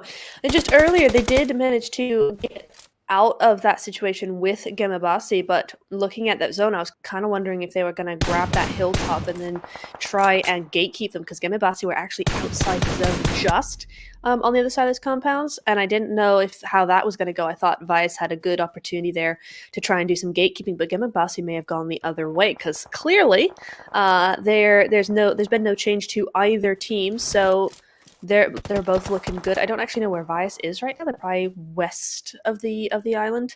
But Gemabasi and Humble. All right, we haven't seen Humble in the Miramars, I think, right? Because they weren't in the Miramar, I'm pretty sure. So they're back here for now.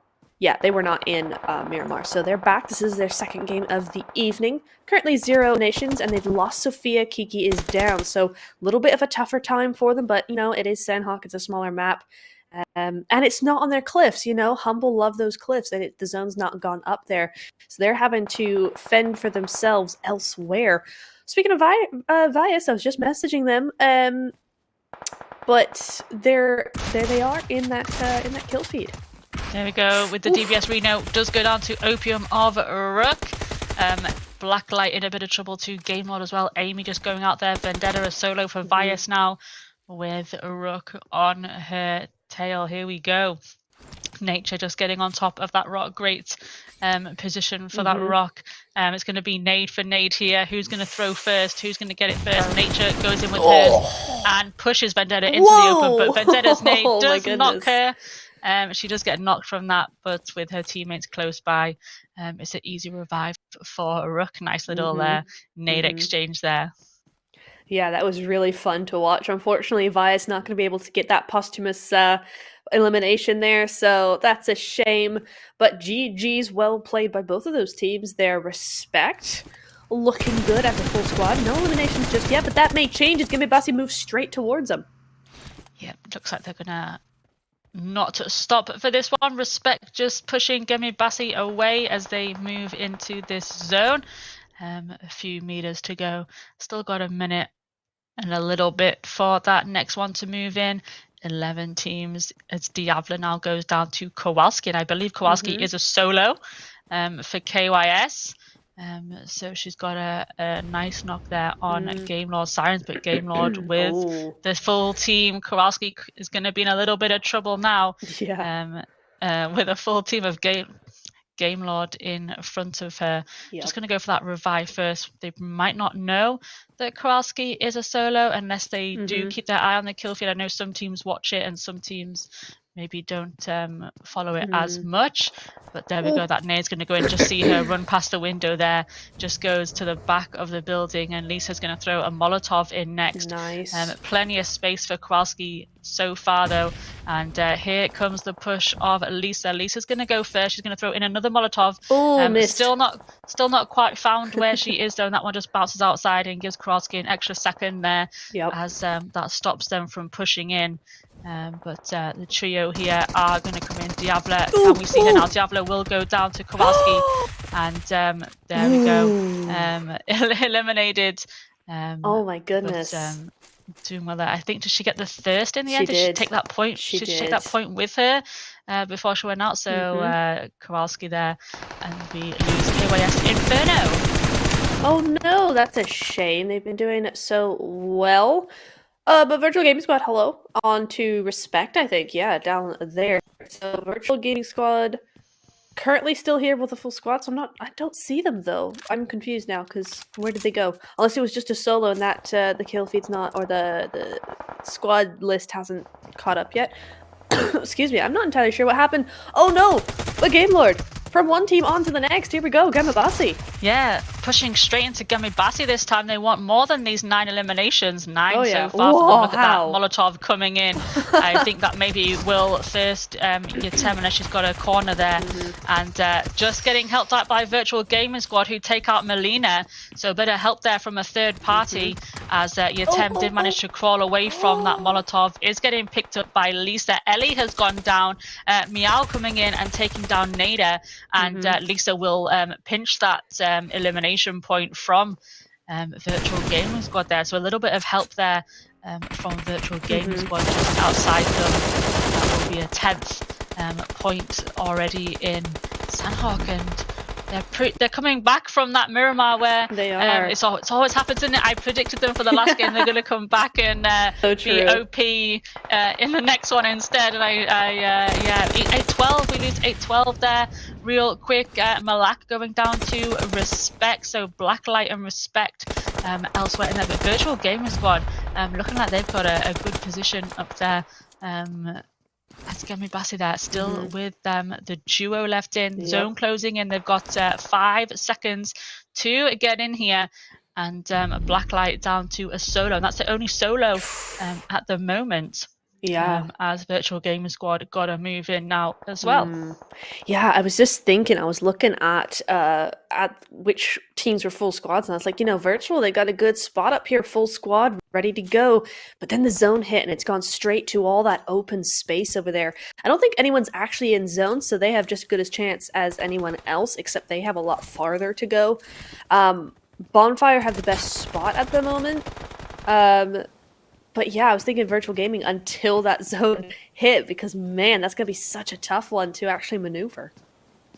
Yeah, Yutem there, not quite in getting enough cover from that smoke, but teammates right behind her. I believe Lisa is with that revive right now, as Ellie is just going to try and distract everybody else for a second and get the players back up, and she is up. But Yutem going straight back down to purple. Ellie is down as well. Lisa's got it all to do. She's got to heal herself and try and get her teammates as well. All happening down this side of the zone as Virtual Gaming Squad pushing down. Nice spray from Lisa. Trying to... unfortunately, was that a nade that came flying in? PMEWL there taking out Ellie, and the nade of Masara to eliminate Game Lord Sirens, but they had double-digit eliminations there, so great Sandhawk from them as Masara now going down purple. The Molotovs are flying in. Lisa, that corner is just saved her there, but PMEWL is cooking a nade. We've got 4 teams left. Gamibasi duo here. Beautiful. Oh, she came out there. Perfect timing. Just go down to the Molotov though. Hazel goes down as well. Lisa's on her own now. Gamibasi, she's got a chance there. She's got a chance. Is there only one player up? Is she getting that revive? Bonfire have a chance. I thought they can't see them. They're focused on respect, so it's 2 teams and 2 teams at the moment. But I feel like Gamibasi, if she realizes, there she goes. I think she's taken them. She has. Lisa she has. eliminating Kai there, and Lisa 2 eliminations, and that will be. I'm trying to think. Virtual Gaming Squad. It was, wasn't it? Going out there to Gamibasi, but great save there from Lisa. Perfect opportunity, but now she's going to have Bonfire to deal with, but respect having something to say about that. Bonfire also with double-digit kills for this game, so nice that a few teams. Indeed. Whoa, hello. Caddy there going out, and it will be. It's going to be a 1v1, and it will be. GG's. Was that Bonfire? Bonfire it won, is right? Bonfire. I was trying to see there from her teammate. It is Bonfire with that win, and what a great finish. Great finish coming in from all of these teams. My goodness, Bonfire. They had that high ground, so they just had to move in ever so slowly. Luckily for them, a lot of teams were kind of distracted, so they didn't have that much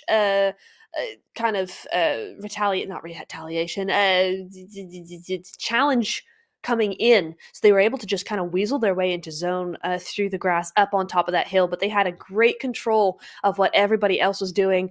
Virtual Gaming Squad came in with a great push onto the compound. That was their best possible shot there. Got a third party really nicely, onto that nade onto Game Lord, just completely wiping them out. Game Lord, by the way, had a fantastic game.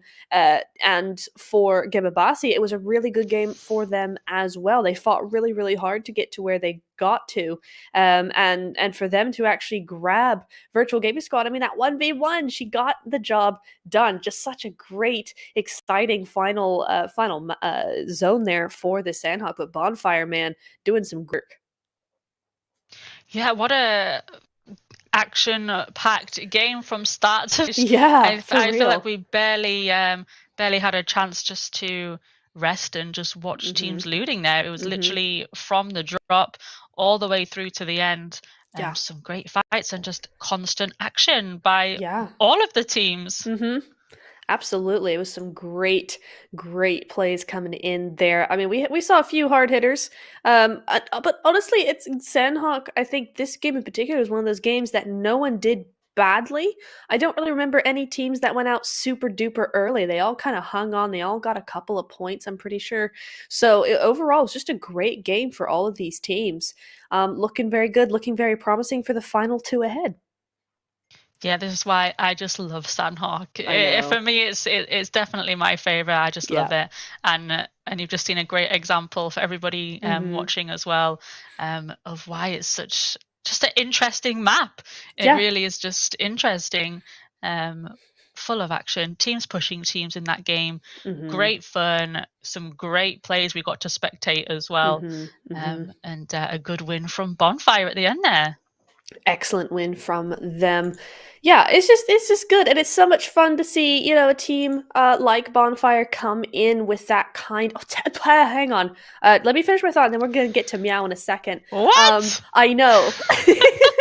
So Bonfire started the day off in 10th, and then I think over the last couple of games they kind of slipped down a little bit. I think they were 13th last time I checked, or 12th perhaps, something like that. But this game's gonna put them right back in that top 10 spot. So GG's them. They needed this game to put them back in the running there, and they've done very, very well indeed. Now let's talk about the elephant in the room, or rather the cat in the room. Meow, 10 eliminations. I feel I just what?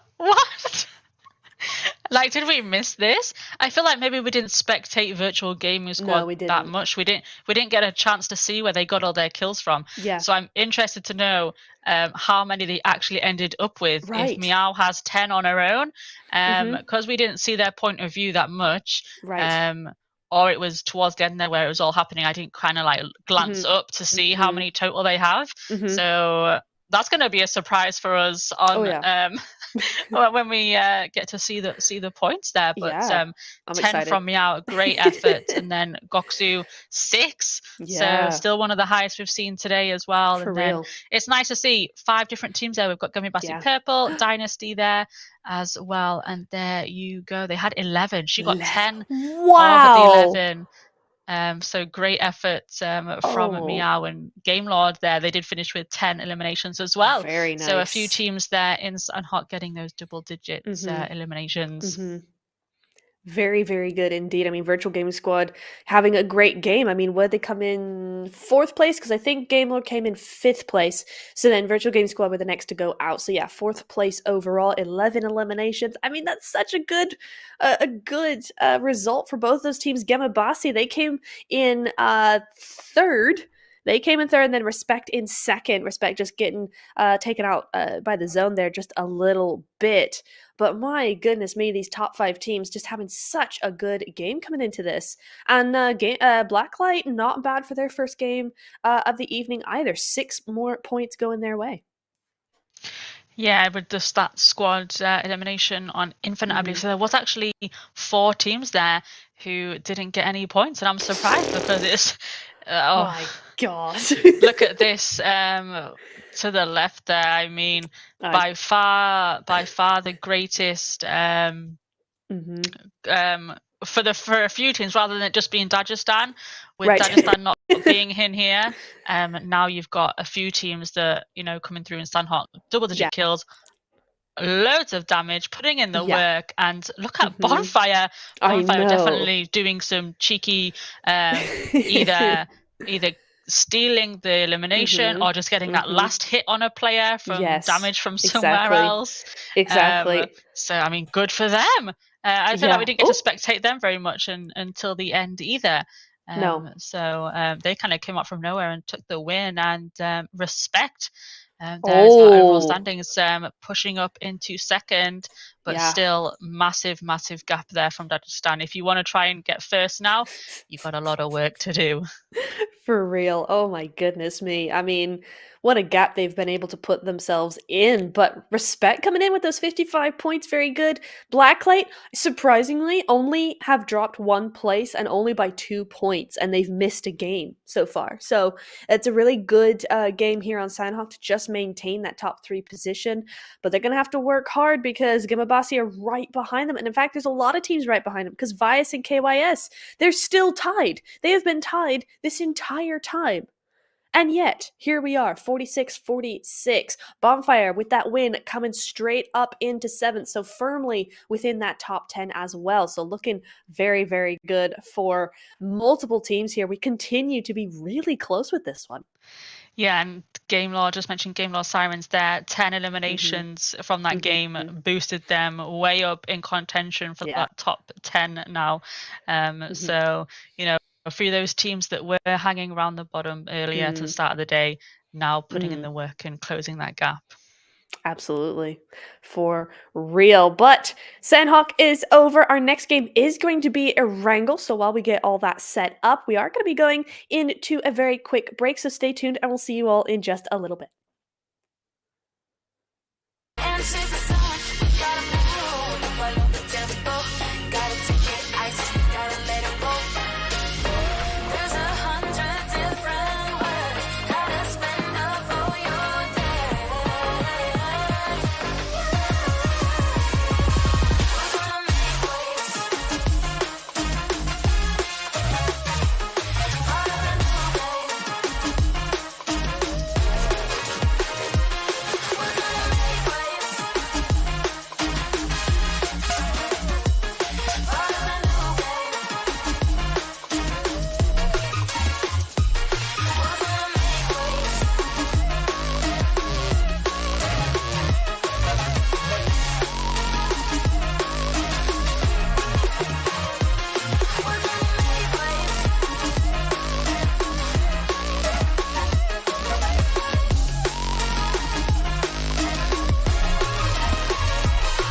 Put your hands up if you want more. We let the beat rock across the dance floor. We gotta move. Where did the time go? Lost in space, superhero vibes, yo. Put your hands up if you wanna go. Close your eyes now and chase the sun. We gotta move. Follow the tempo. Gotta take it ice. We gotta let it roll. There's 100 different ways how to spend up all your day. We're gonna make waves out of the new wave. We're gonna make waves out of the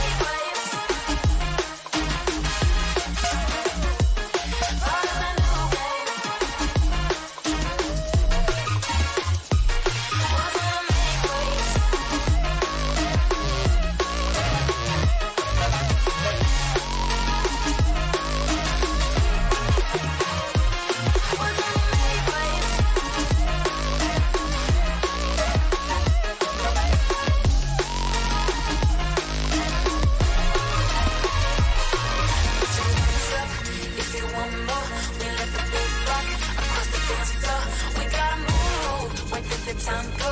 Lost in space, superhero vibes up. Put your hands up if you wanna go. Close your eyes now and chase the sun. We gotta move, follow the tempo. Gotta take it ice, we gotta let it roll. There's 100 different ways how to spend up all your day. We're gonna make waves. Follow the new.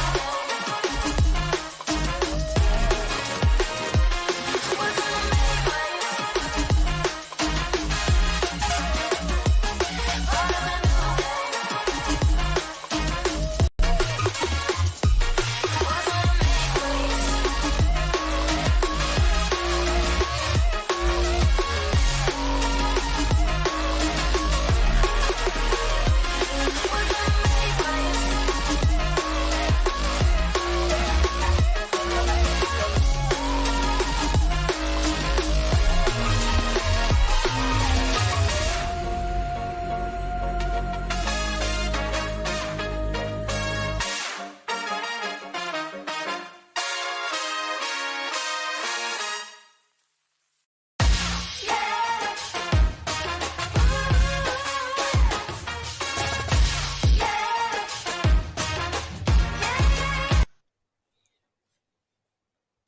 Welcome back, everybody. Here we are once again for our second to last game already. Back on Erangel, we have one of two games coming up for you guys now. First will be Erangel, second will be Miramar. So we are almost done, Majesty.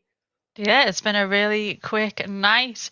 It has. And next group to be resting for this one, I believe, is Group E there. So Dagestan Okay. and Group C back in for Erangel. And Yeah. will they make it a third win of the night? What do you think?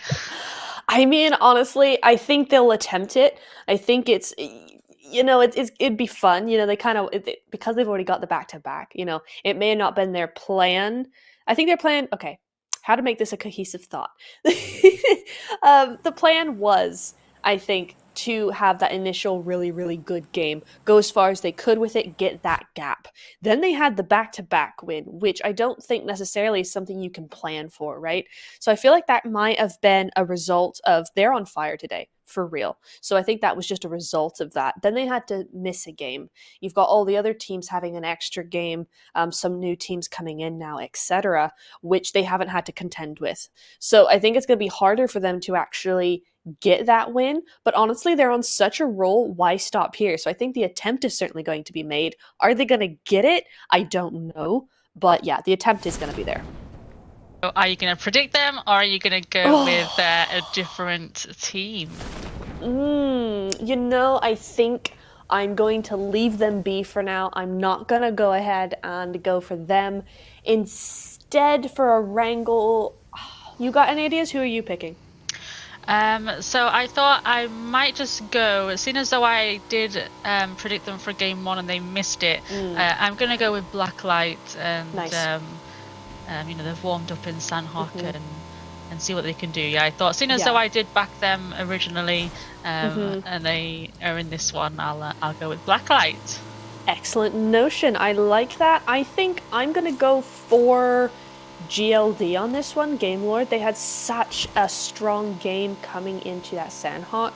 And because it was strong in terms of eliminations, rather than solely positioning, I think it's something that we're not going to see them do just on Sandhawk for tonight. So I'm going to be predicting them, I think. I think they're going to try and keep that momentum going into Erangel as well. So that's who I'm going with. Yeah, I'm going to be really sad because I've predicted them so much. I've backed them a few times and I've never got it quite right. So if you predict them this first time and they win, I'm going to be happy for them. But sad for me that it was just the wrong game in the end after the amount of times that I've tried predicting them to win. But yes, nice. And you've gone for Group A again. I kind of wanted to stay away from Group A. Oh no, have I? Oh my god. Okay, this is not intentional, everybody. We do like the other groups. We do. I just don't keep track of actual groups, only as much to see who's actually in this game or not. I'm not keeping track of who's in group what. So, okay, my goodness me, there. Yeah, Group A, let's go for it. And just while we talk about groups, just a quick mention. So Group E are resting. So that's Infinite Respect, Virtual Gaming Squad, and KYS Inferno not in this game. And I feel a bit sad because obviously Respect and Virtual Gaming Squad in Sandhawk last game right up there. So won't be able to follow that on, but they get to have a rest and play the last game. Yeah, they do indeed. So yeah, I mean, it is a shame when you watch a good game and then you have to miss the next one. It's really hard to keep that momentum. But maybe for some teams it's easier now. You know, it's not the back-to-back full-on action. They get to have a good game, think about how that was good, relax, and then reset the next game. Maybe it's better that. I thought she was getting run over there for a second. Nearly ran into her own teammate, but Gangster Girls here. We've lost Rowan. We're going to try and push onto Livion right now. It is just the one player in that building. Honey, it looks like maybe they've worked that out because the others came up real quick. And so her teammates will have to come and try and support her. There you can see the trio of Gangster Girls just outside her building, and she's sitting and waiting for them to push up the stairs. Here they come. Who's going to go down first? It is Xena who goes down to Honey first. She's got that Uzi ready. If her teammate tries to get her, she wants to go for this thirst. Though. Look at her. She's hungry for the thirst. She's going to get it. And she eliminates... actually, Anylight eliminated Myrna there. So Myrna is down for Gangster Girls as well. And Amy goes down too, and I believe that is 4 elimination points, and Gangster Girls there eliminated real quick in a wrangle. Yeah, very quick indeed. That's going to be 4 points going over to Livion at the price of 1. So that's a pretty good deal, although it's a little early to lose a teammate. But you know what? It's got to be done sometimes. And that's nice for Livion. Oh my god, that was a bad nade. That's a nice result for Livion because that feud has been going on for a while. And Livion have always been on the losing end of that exchange there. So it's nice for them that they're able to get at least one back on them and say, no, this time you're going out. Yeah, Fate's under the pressure now of Arm Family. And I thought Dahuha could actually see that one player of Arm Family who came out of the warehouse while she was up in that tower. Dizzy now taking Dahuha's place. I thought she had an opportunity to maybe get a knock there, but she tried to fall back to her teammates instead. But she managed to make it down there. But they've got they've lost both of those players now. So Shadun and Illy are out, and I think Arm Family here will maybe try and push down Blacklight and ARG. Rahofa being run over. Rowan going down to Amy. Clara gets a knock on Peekaboo. So Blacklight and ARG Angels. It looks like it's neck for neck with them as Freach goes with that DBS, takes down Dahuha. Sarah, the last player at 4 Fate. Can she, like Gangster Girls, take any of these armed family players out? She's going to go in with the nade just in front of the door. But opposition there just moving away as that Molotov comes flying in. She is going to burn. She's got to try and heal up real quick because the push is going to come, I think, once those Molotovs have burnt out. She's got a whole got team, bandages.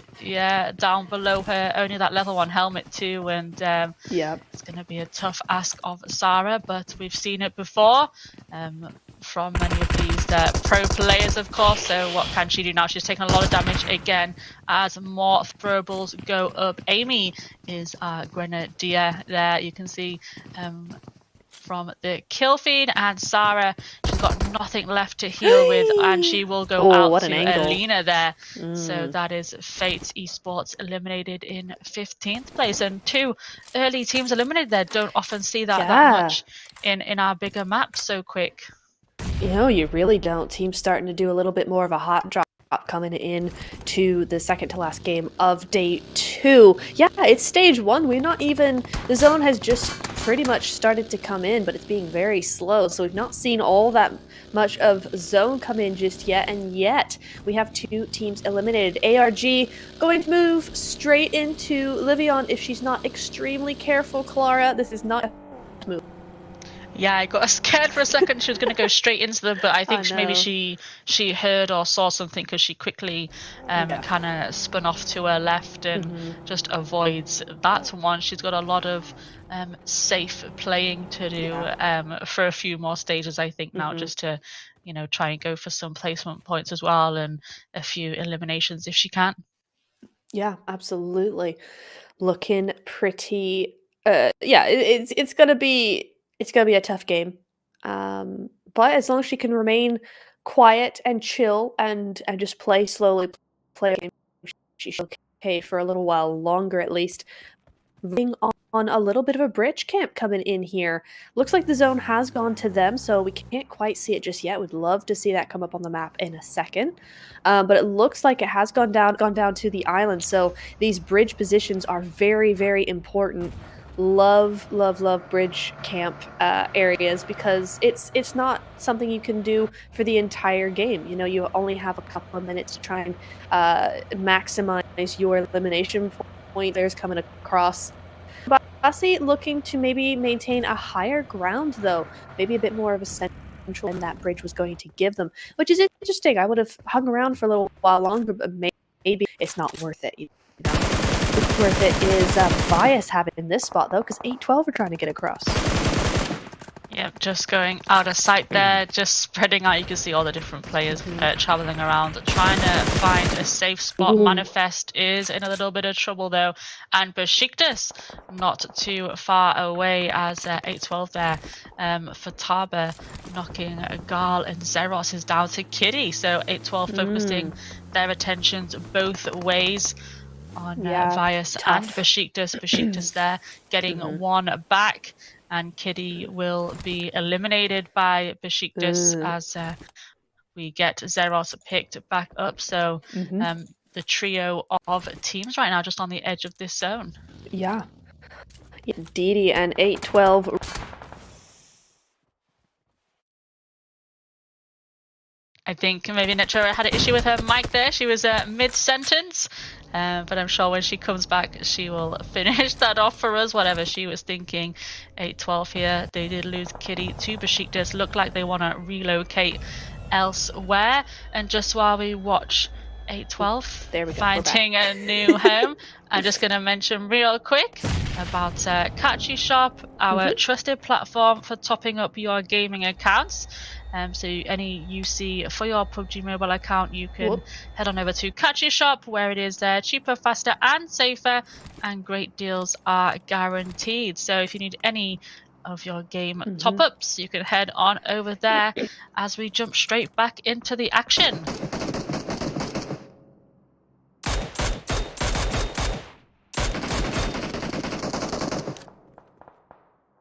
Well and truly moved in, haven't they? Weird, Besiktas and 8-12 switch places? What's going on here? Yeah, kind of. A couple of the 8-12 players did move out with the vehicle. Vias still there, but 8-12, yeah, real spread out. You can see the two there who kind of rotated back around them. And I'm not sure why, because they're now outside of zone. And just basically, gone to where Besiktas were, essentially. So trying to get a different angle on Besiktas there, but Manifest is the player down in Milta with them. We can see her now as we switch over to the dolls on the bridge as well. Oh, wow, and surrounded by quite a few teams here. We got Blacklight. All right, Blacklight been doing well so far in this game, so could see some action coming in from them. But Humble as well did really, really well on that Miramar, on that first Erangel. So looking like they're pretty evenly positioned here. Could see a very interesting fight erupt out here. Besiktas does get a couple of knocks actually onto 8-12. Not good. Not for 8-12, of course, but very good for Besiktas. I think the point there, 8-12, I think they were trying to do, like you said, get a different angle on Besiktas. Besiktas had a position of a lot of pressure. There was some great angles onto those buildings. And it's kind of weird that they switched, but it means, that there's going to be a lot of pressure coming over onto Besiktas now from 8-12. So I think that was 8-12's idea. If that's going to actually work out, I'm not so sure. I my God, think just bump into everybody. your Tem kind of drove straight up to Satanova. I think she must have heard her or Yeah. something, because then she quickly thought, oh no, there is someone right there, and quickly made her way back Yeah. down that hill. So she heard that in good time and managed to get away, because Satanova jumped out of her vehicle and was ready with that DP to spray her up. So Game Lord just going to go find a different place to sit in this zone, and there they go. They found it, which actually Satanova must have moved on, because Satanova was up there, so they must have waited for her to leave, and they've now taken her place. Oh, they just get the revive. Look at that. She has 0 health left. Oh my goodness. Sophia. Here, Kiki. Yeah, Kiki's going to try and hold off a second while her teammate gets picked back up. She's got that DBS. We love her DBS action. We don't normally see it that much in Erangel, more so in Sanhok, but equipped there for the dolls. So Kiki just getting some health back real quick. It is a black light that they're trying to push onto this compound. Game Lord, you can see not too far away. They can probably maybe, I'm not sure if from that hill you can see this compound that well, but it looks like they've got a player. They've sent a player down here anyway. You can see there the purple dot is Game Lord. And Sophia there, yep, going down to Yatem. As her teammates are just going back onto the bridge. Maybe it looks like they want to take the bridge there, Game Lord. Yes, indeed. Game Lord got a great... Look at that spread. Oh my goodness, that 1-1-1-1. Wait, that's 5 ones. 1-1-1-1. No, that's 4. Anyway, that spread across. They got control of that bridge. They got control of that hill. Looking down pretty nicely. Yeah, Diavla. Poor Sophia, man. That's the 3rd time she's been knocked. And yeah, okay, she does get picked back up, but everybody knows once you kind of get knocked 3 times, that health goes down much, much faster. So her teammates have got to be on the ball for that one, and she can't get knocked again or she'll be in real trouble. But nice actual third party coming in. Oh, and the zone's right there. It looks like it's half water though, Majesty. Yeah, it looks like it's going into the water, and Dolls unfortunately just kind of getting caught out because they were trying to push the compound there. She does get that knock onto Blacklight, Kiki with that DBS, but she does go down. Peekaboo thirsted by that DBS actually, and Blacklight in a bit of trouble. That nade coming in onto Danaz as well. And yeah, they just got caught out by Game Lord coming for the third party while they were pushing Blacklight. But they're still pushing Blacklight and going for it. So I can't believe they've only got that 1 elimination so far, because I know. Danaz needs to move away from that door because Reds really wants that elimination. And I think she probably will bleed out. Because Blacklight only have the solo left. So do Besiktas actually here with Vias. Acia, what can she do here? She can't hold off Vias there, and Besiktas will be eliminated. And Farvoice Gaming not having a great time there in the kill feed either. Amelia's just gone out to Kumsalov Bonfire. Bonfire, of course, coming off their win in the last game. And looking strong again coming into this one. 8-12 there. Alina getting that elimination, and the Dolls still got a solo of Blacklight, but the squad there of Game Lord look like they're trying to edge towards that zone as Megumi goes down. Yeah, Humble having a really tough time here getting third party like this, so now they got 2 areas of contention. I feel like the Dolls, either Dolls or Blacklight, and actually Blacklight driving Humble as yeah, that's Humble. I thought that was ARG for a second. Anyway, yeah, I feel like for both Blacklight and the Dolls, I think both of them really hesitated way too much on that.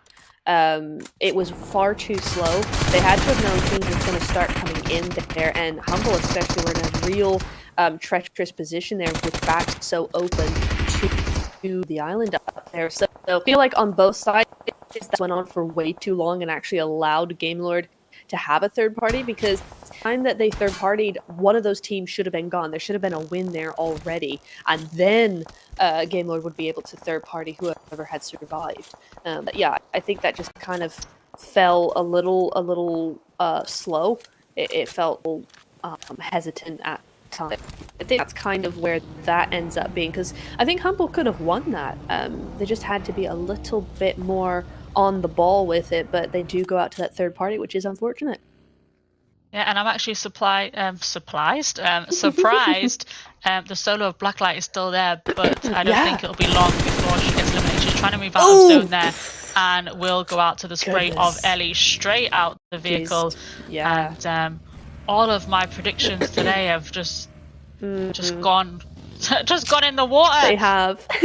I've not had a good night. I know. It's been so tough to really accurately predict teams, because, man, I mean, all of them been doing such good work. So GG's to everybody. But yeah, predict, because there's a team that's doing astronomically better than others. I mean, Dutch, they've only, quote unquote, got 3 elimination top 10. I mean, they're falling off. They're kind of going downhill now. Yeah, don't say that. There's still plenty of time to go for them, as Gemi Bassi are eliminated by Armed Family. Armed Family in the kill feed there.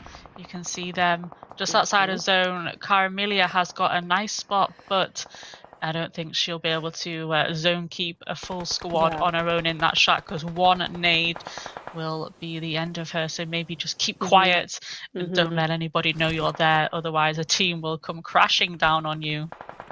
Yep. Yes, indeed. I mean, it's a shame they're outside of zone, because Arm Family have an excellent spot here. They got a little bit of high ground. They got some nice views on the rest of the ground around them. So it's a shame they actually move, but that move is going to be tough. I mean, you got, who is that? Rook right down there. Rook being a 3-man squad, so nearly a full squad up there. That's going to be difficult, but I think they're going to try and go by the beach way, perhaps, which is risky, but certainly less contested. Yeah, and just the solos, it looks like, that are down there. 8-12 solo as well. Got to going down to the nade of 1 tap. What were you saying about Dagestan Neptura? I think you spoke too soon. Just a bit. Taking out Bonfire here next, Game Lord. You can see there on the left, Ellie eliminating 1 tap, so a little bit of Game Lord versus... there's players of Bonfire in the shack. She's run in there. She's been eliminated. Bazumi goes out there.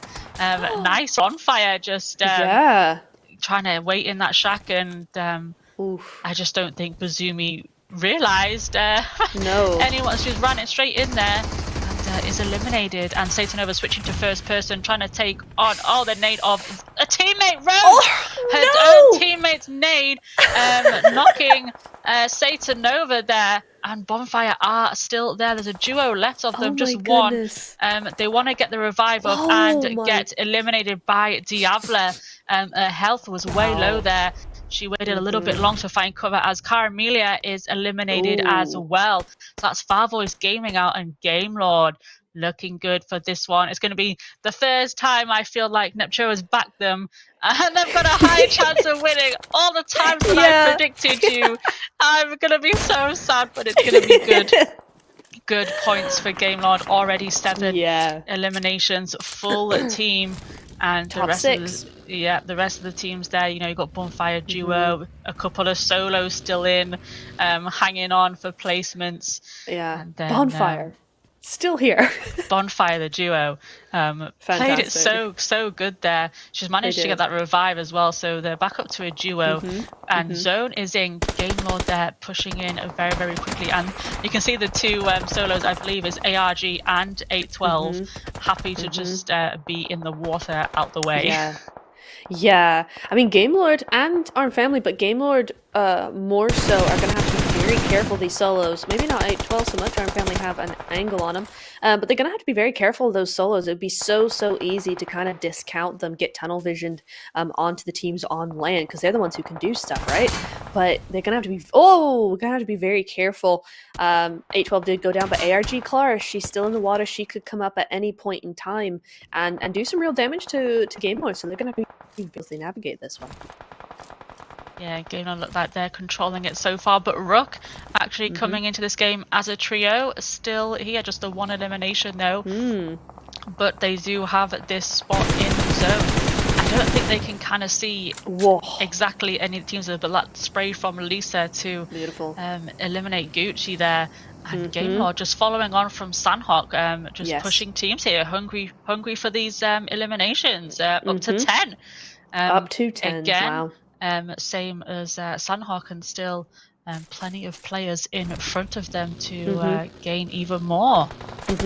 Yeah, and I love this from you, Tem. Oh, I wish you wouldn't group up quite so soon, but it makes sense. This is the best. This is the best position, kind of in terms of ground. It's a little low ground down where she was. I would just like to have seen a little bit more of a spread come through, just to make sure they have the entirety of that western zone. But in terms of the ground, it is probably best that she does regroup. She kind of saw Clara off a little bit, but Clara is trying to move in, so she could be the undoing of a couple of teams here. They're going to be very careful how they play this one. She's coming up right behind Game Lord.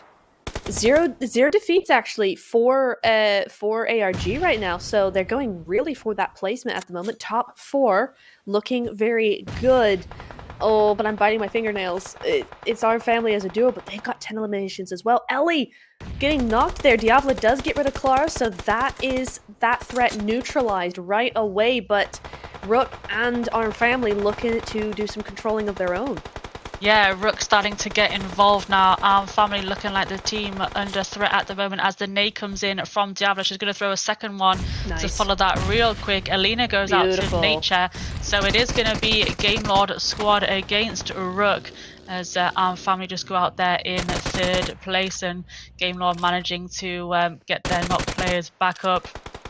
And it is a 3v4, and Yatem just pushing. Game Lord have not messing around in these last 2 games. They're really pushing, not going for it. Opium down there, so that should just be a solo. Duo. Oh, it was just a confirmation. It was just a thirst there in the kill feed. It was the same player. And Game Lord Logica is going to go with this nade onto the airdrop area. They're getting pushed very quickly by Game Lord. They're not messing around. Logica will go down to Diablo.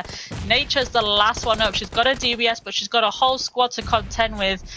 Here comes Game Lord Sirens.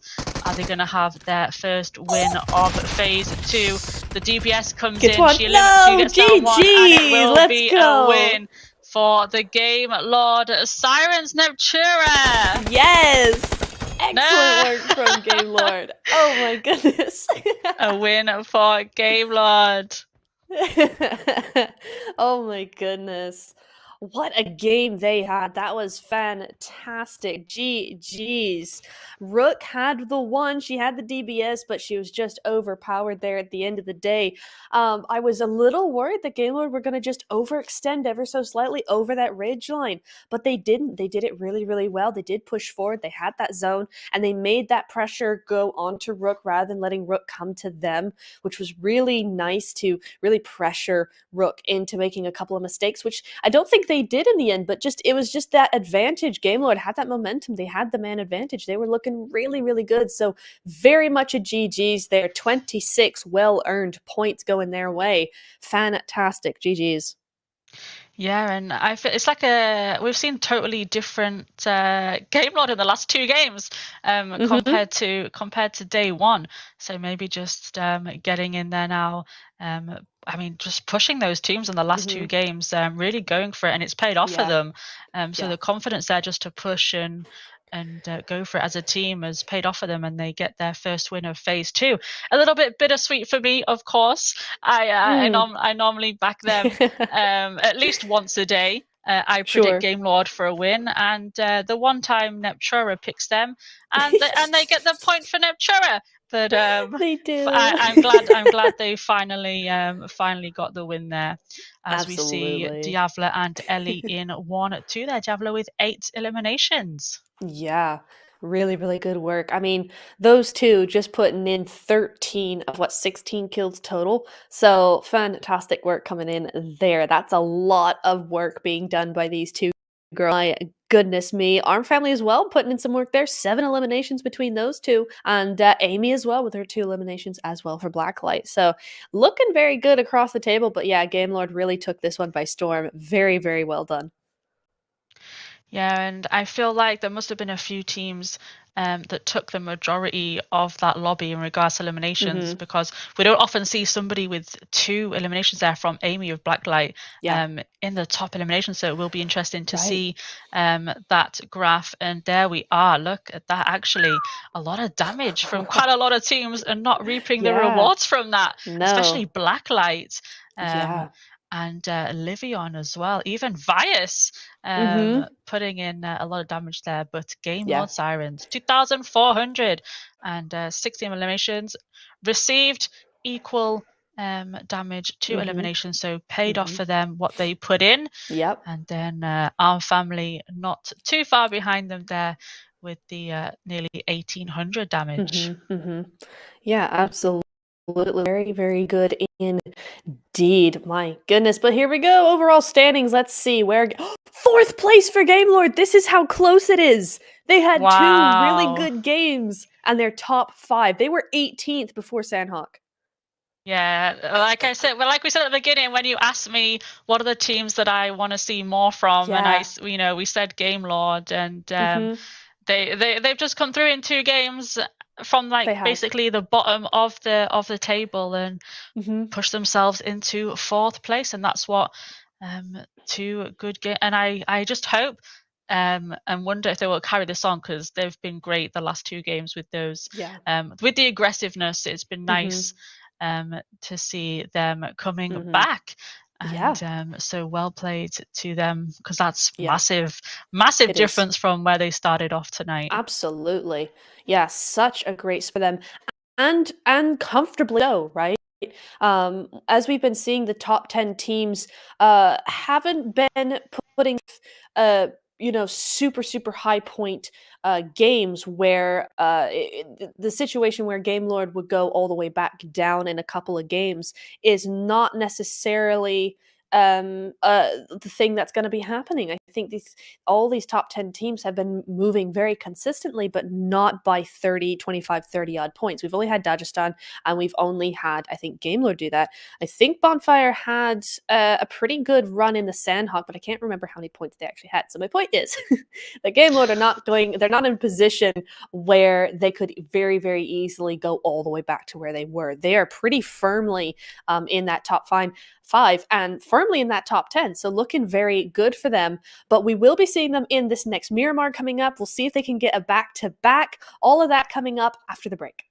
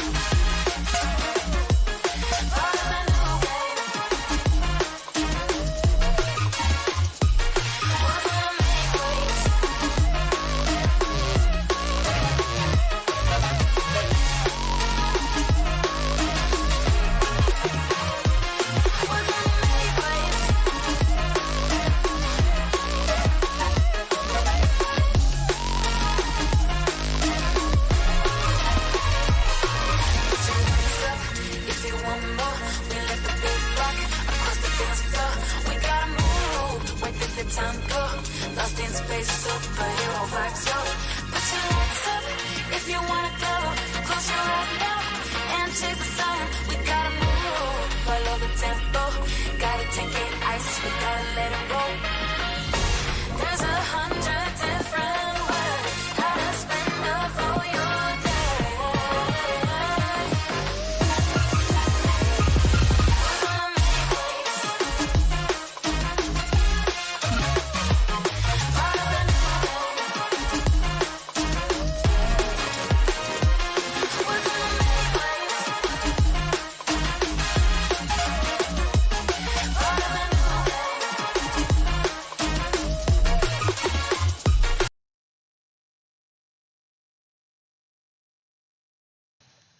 We are back, Neptura. Welcome back.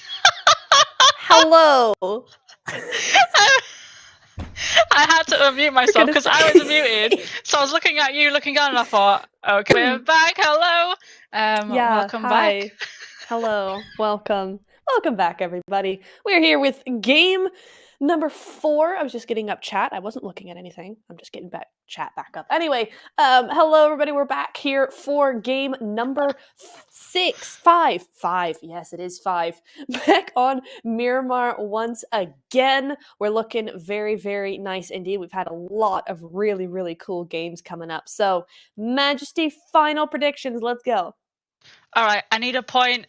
Dagestan, you're going to have to give it to me. Go for a third win of the night. I need to Heck pull yeah. one back. Obviously, I won phase 1. Neptura is already 2-0 for phase 2, so That is true. I need to pull one back. Dagestan, do it for me, please. Excellent notion. I think Dagestan can. They got really they got messed up by that bonfire player still in the shack, and then they were nading each other, and oh my goodness, it all went downhill. But they were looking really good as well. So good shout there, honestly. Oh, so who first of all, who are we missing for this last game? It is going to be Group D. So ARG, Bonfire, Teammate 12, and Gangster Girls are not going to be joining us for this last game.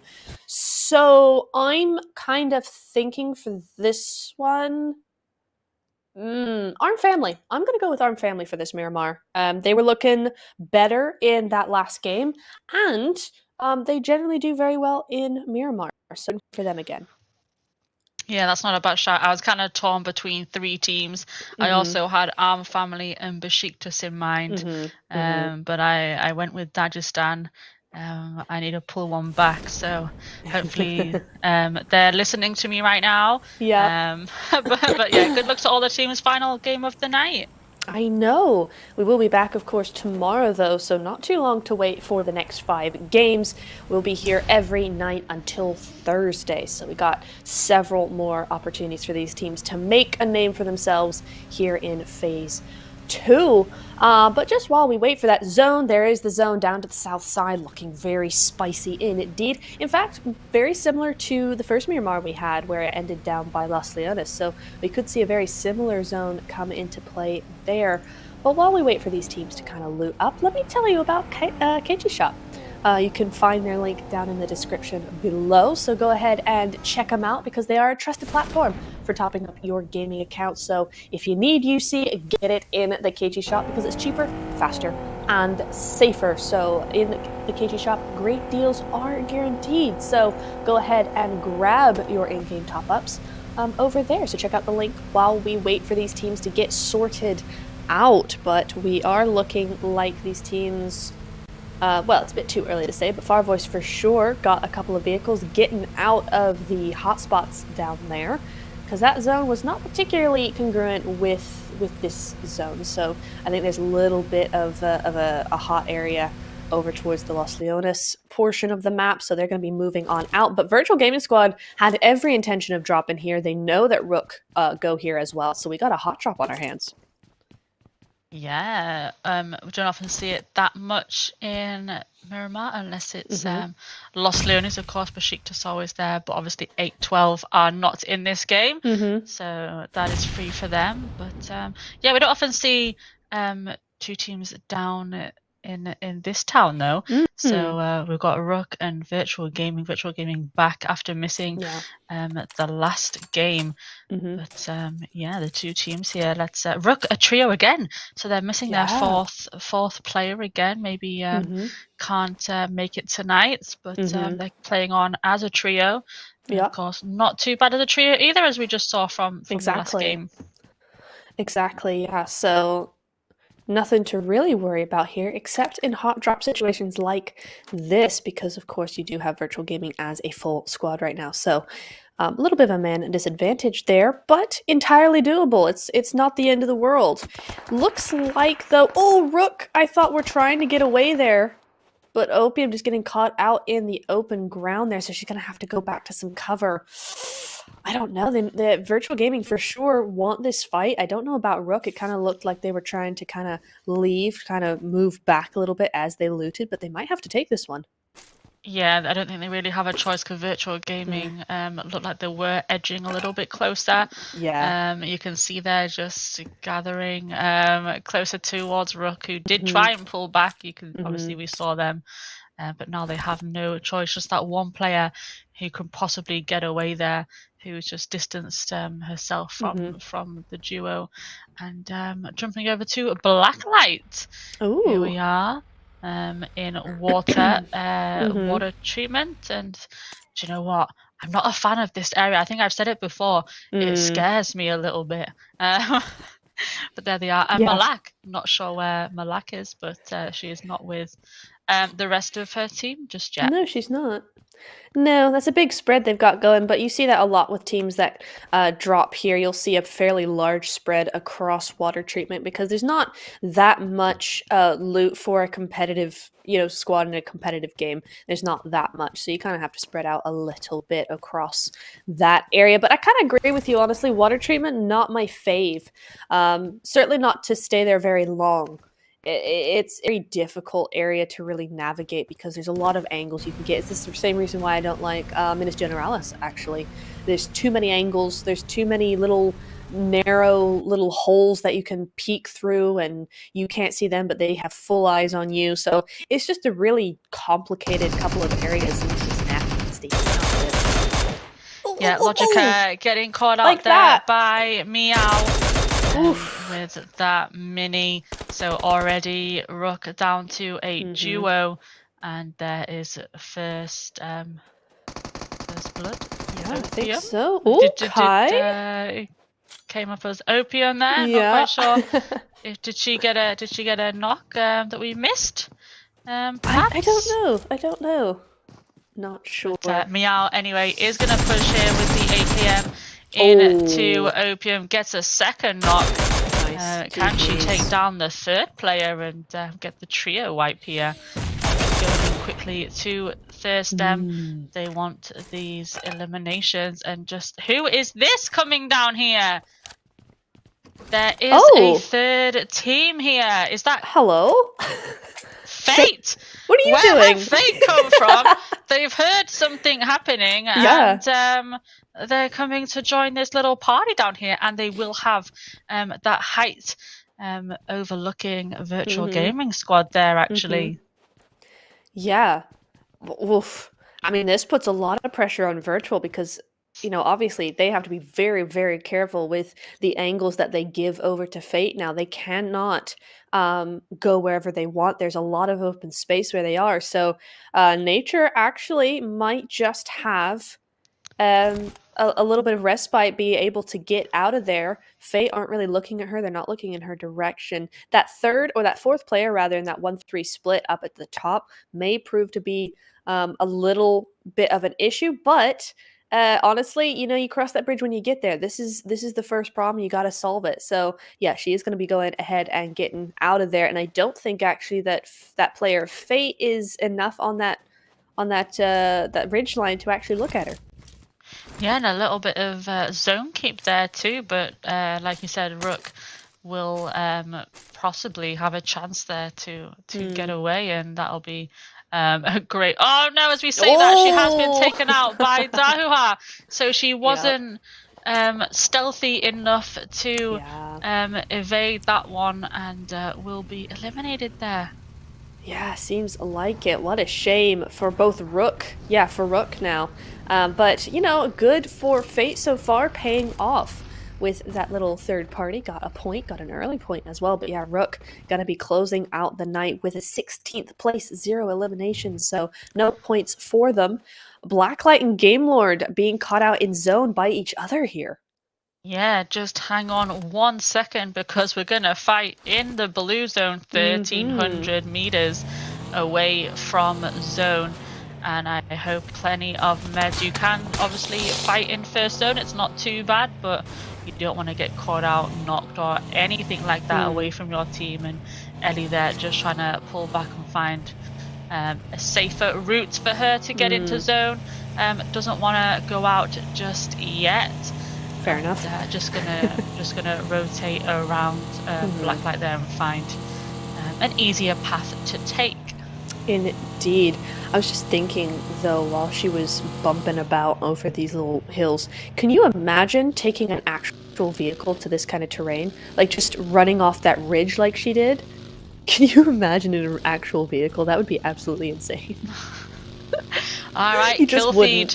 We are going off Dagestan 1, taking down Melina of Gemi Bassi and Lisa as well. One tap on fire right now. Bazumi has that 1 point for them so far. One tap getting a second. Gemi Bassi in a little bit of trouble here. We can see the dolls on top as well, just coming into view on the left as Bazumi tries to relocate, but the dolls not interested just yet, maybe just a little bit too far away. You can just see them there as Dagestan pull into the compound. Yes, indeedy. Nice 2 kills to start off the game. Looking good. They're continuing to look strong. Coming in here, there's no hesitation. There's a lot of momentum. There's a lot of coordination as well. So looking very nice indeed for Dagestan coming into this 4th and final game for them. A lot of teams outside of zone. Interestingly enough, I think generally we've seen teams move in a lot quicker than this, it feels like, but actually we're seeing 3 teams out in the blue right now. One of those being Virtual Gaming, so not really their fault because you got Fate right up here, not really letting them go anywhere, but I think they've got a... Was that a boat? Yeah, I think it looks like they were trying to take the water as an option instead. Probably the only thing they could do, really. Fair. Unless they wanted to take the fight with Fate and see if they could win that one to move out. But Danaz there going down, that is Game Lord. I think you have refound Blacklight in our kill feed somewhere in our map. Hopefully they've made it into the zone. And it's... there we go. No, we're still in the blue slightly. There is the Naz that's down. Malak and Amy traveling in their vehicles, so that looks like they've headed a little bit more into the zone. And Game Lord, following on from their win, they're putting that pressure on these other teams already. Yeah. Yeah, great to see some continuation of what they've been doing so far. KYS though looking at Respect. Oh, Respect actually looking like they might want... Of course, they got a knock on the other side of KYS there. Of course they're going to want to try and push this, save their teammate, but Kowalski's all over it. Yeah, Kowalski there quickly pulling forward, taking down Caddy. A great movement to do that pretty quick, and then Caddy just getting caught out in the open, trying to make her way back to her vehicle. We can see Livion down there actually, a player for Livion. Just in the compound across the road. Kowalski wants to, is she going to come and try and loot this box, get some more goods? We are just going to replenish ourselves and possibly take the car instead of the buggy. New car. Heck yeah. Do you know what? I actually prefer the buggies in Miramar, to be honest, just for the stability of driving. I feel a little bit more safer in the buggy, but obviously the car is pretty speedy, but a bit more unstable, I think, in that terrain. Yeah. But 2 seconds there for the zone to come in, and it's Infinite now getting involved as well. Yeah, looking good. Infinite in a good spot, but that split by who is that is looking scary. Who is that? Is that... No, it's not Arm Family. It's Vias, right? Yeah, the split by Vias there looking very surrounding of this compound. Oh, and they're moving in. this could be difficult for Infinite, but it looks like Infinite actually want to move out. Of course they do. The zone has moved 600 meters, so actually Vias, this would not be in their best interest to take this fight either, so we might see a rotational fight. Otherwise, should be okay. But KYS have that golden, or rather just yellow, convertible now from Hacienda. So they've been there, done that, got the t-shirt, or got the car, and we're going to be moving over to that Los Leones area, because that's where we're going again, Majesty. Yeah, great to see Los Leones. We kind of had some similar flight paths and zones today for our group of matches, but KYS there trying to get that convertible going over honestly, the Miramar terrain is just so hard to it is. I feel like driving in Miramar is a speciality in itself. Yeah, it really is. If you're not the best driver, then you're kind of gonna dip out of Miramar. So true. But there we go, as we see Yildiz just blowing up that vehicle of Farvoice, who are trying to make their way up, but Yildiz is saying, I'm not having it, I want to get some damage. Get a little bit, but not quite enough. Farvoice managing to get behind some cover, and there comes the shots of Amelia as well onto Yildiz, so eliminating their car from this game. Yes, indeedy. But tell you what, Farvoice have a great spot up here. They're looking good. Oh, Amy going down to the play zone though gets excuse me, taken out completely there. So that's Blacklight down to 2. That is surprising. I'm wondering if they've gotten gate kept up there or some such thing. Perhaps a knock that was not able to be revived. Ah, yes. Yeah, because Livion, I think, knocked her earlier, and she's just now gone out to zone. So couldn't save her. That's a shame, but respect. There's like 4 different teams here right now. Yeah, what just an unusual Miramar we're having. A lot of fights just on the edge of the blue. There you go, respect thinking, we've got to go now. And we saw in the first Miramar as well, a lot of players going down to the zone. So I hope that don't underestimate it this time and kind of make the decision to let's just go for zone instead of taking these fights, because it's a little bit dangerous if you're out there for too long. Yeah. It really, really is. And I think we're getting to that point where it is going to start hurting a lot.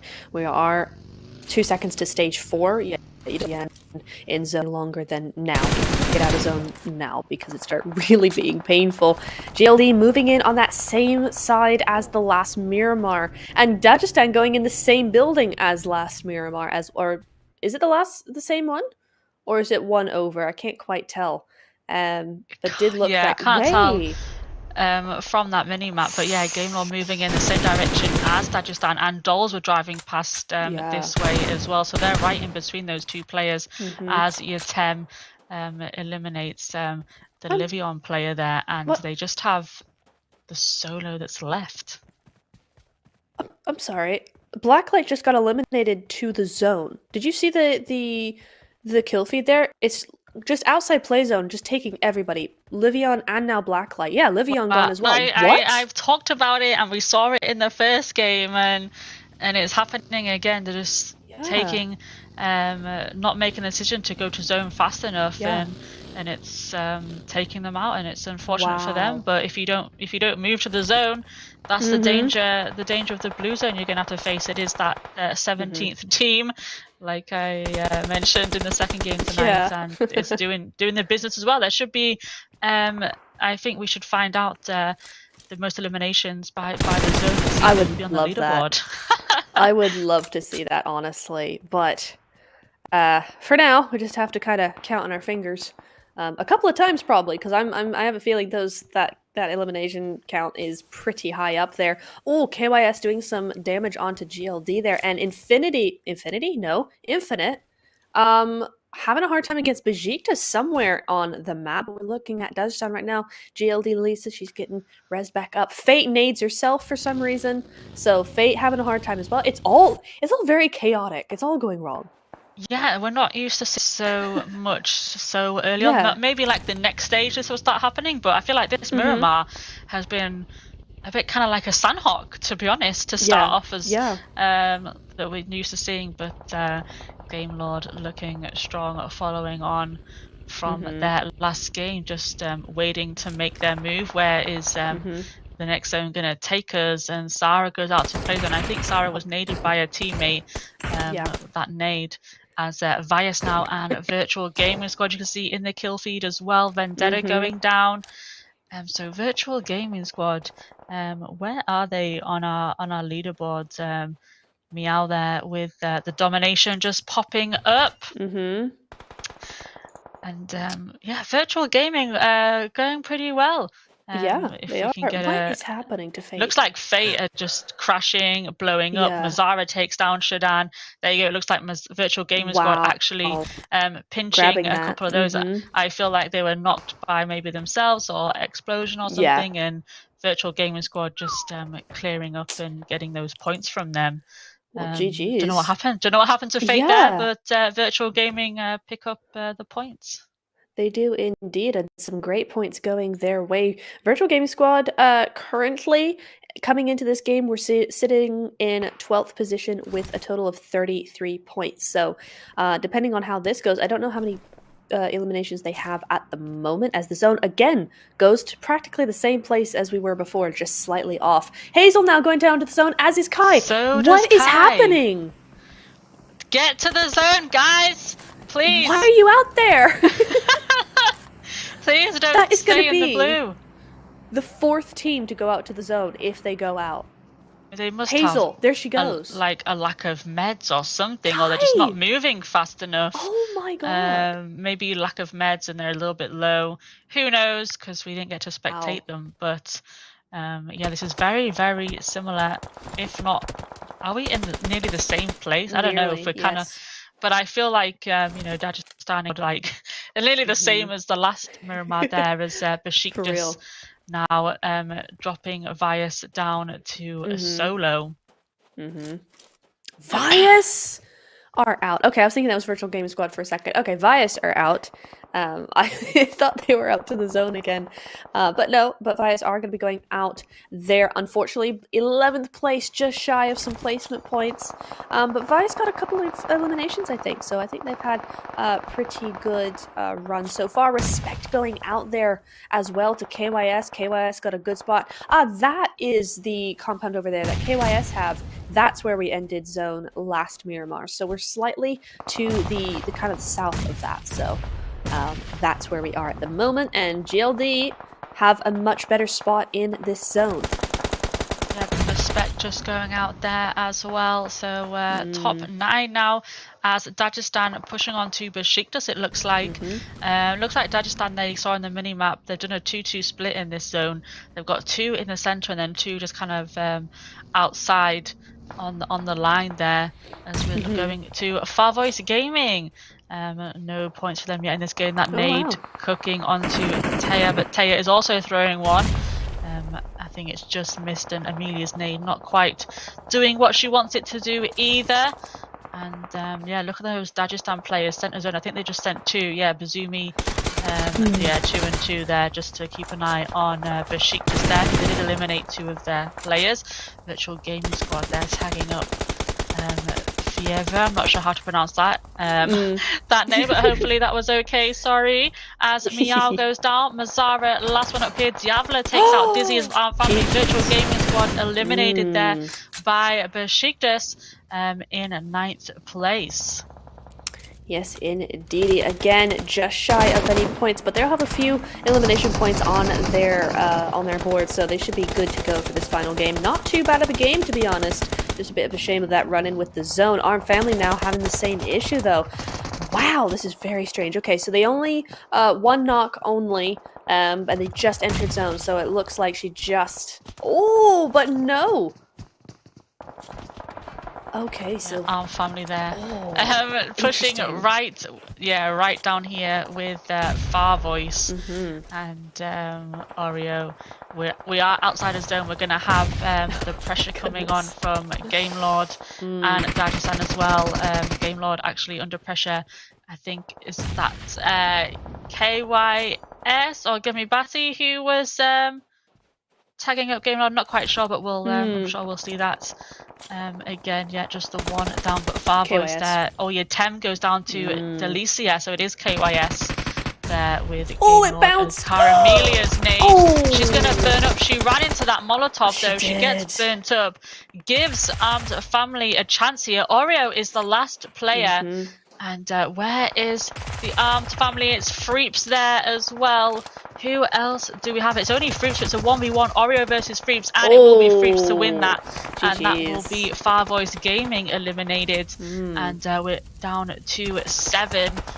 Game Lord did lose 1-6 now. Oh, it just switched. Who was that? I don't know. Oh, it just. We're a little bit ahead of the actual game then. Okay. Yeah. In the Oh, future, was it KYS? gotcha. It was. Maybe it was KYS. No, because we're down to 5. So who's the next one out? Freeps has gone out for Armed Family to a 1-tap.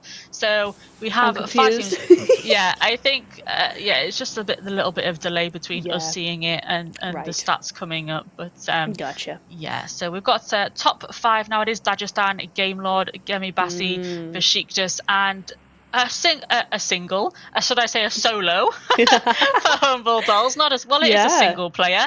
I guess that's kind of right, but we're just used to saying solo. But there are a couple of solos there, but no, she's got to play back up. She's a duo now for the Dolls, and if they can get some points, that would be great for them, because they are sitting in that well-seen out of these teams that are here, obviously 4 are missing, so we'll see where they end up altogether. But good for them. Top 5 at the moment, and Dagestan 6 eliminations so far. Full team up. We are in this zone, and it looks, who is that player? Gummy Bassi, I think, right with the Dolls duo. Yep. So a little 2v1 up there, and that zone is tiny, and it is coming in. And it looks good for Game Lord, I must say. Oh, it does. It does, but they're going to have a hard time to make this work. They're only a duo. They got 2 teams on that side, and you've got a full squad of Dagestan moving in as we speak. So they're going to have a really difficult time to actually make this work. But they could. They've got Diavla. I believe Ellie is still up. So definitely some hard hitters there left up for the squad. Yeah, it is Ellie. And these solos, these duos, it's going to make me... It's going to be easier. Spit it out, Neptune. I know, I'm trying. What are you trying to say? Tell us.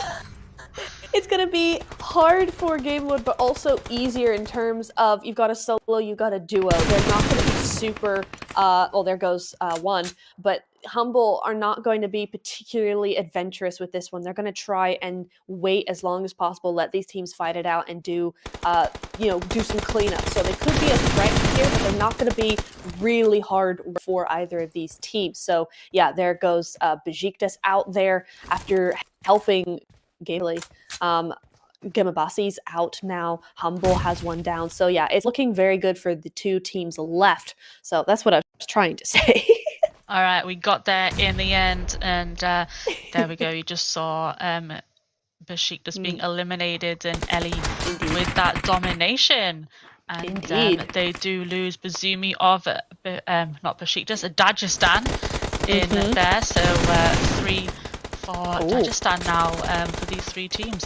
Kiki and Sophia eliminated by between Ellie and 1-tap, so a point each there for these top 2 teams, and it's going to be a 2v3 to finish us off in Miramar. 1-tap is going to cook this nade. 7 eliminations there. That's I think it's about 7 apiece, so it's very, very close with eliminations between these 2 teams. Another nade is going to come flying in. Can this one get the knock on Diablo? I know it's a little bit too far to the left. She has edged over a little bit. And she's going to go for another one. It could be a wasted nade here, because that's just a distraction smoke at the moment. Nobody has moved into it yet, and she used her last nade there as well. She did. Just the Molotov left, and no throwables apart from smoke for Ellie as Dagestan make their move down into the zone. Diavla has 11 meters to go, so she's going to have to come up at some point. And Dagestan Rose, they're just looting in the open, the audacity, just a faint bit of smoke there. But Game Lord not risking it, peeking up to see where they were. Is Ellie going to get any angles on now? She's only got those smokes to use to her advantage with those no nades or Molotovs left.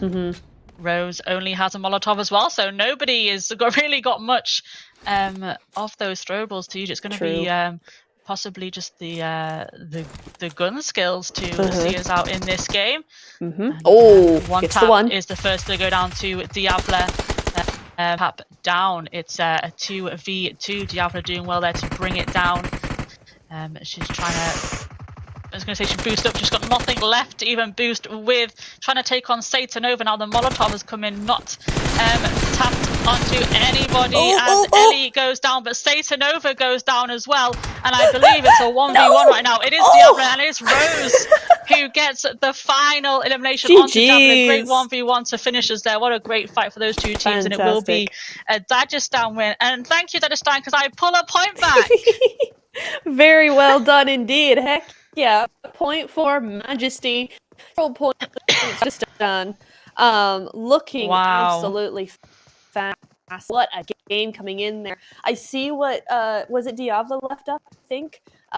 Yes. It was clear she was trying in there, but she was so low and the animation delayed that it actually lost her the game, and that's so heart-wrenching. But what a game for Dagestan. GG's. That is going to be a mini elimination win there. So, yeah, well, we got 9 total. Yeah, so 19 points going their way. 5 games they've won.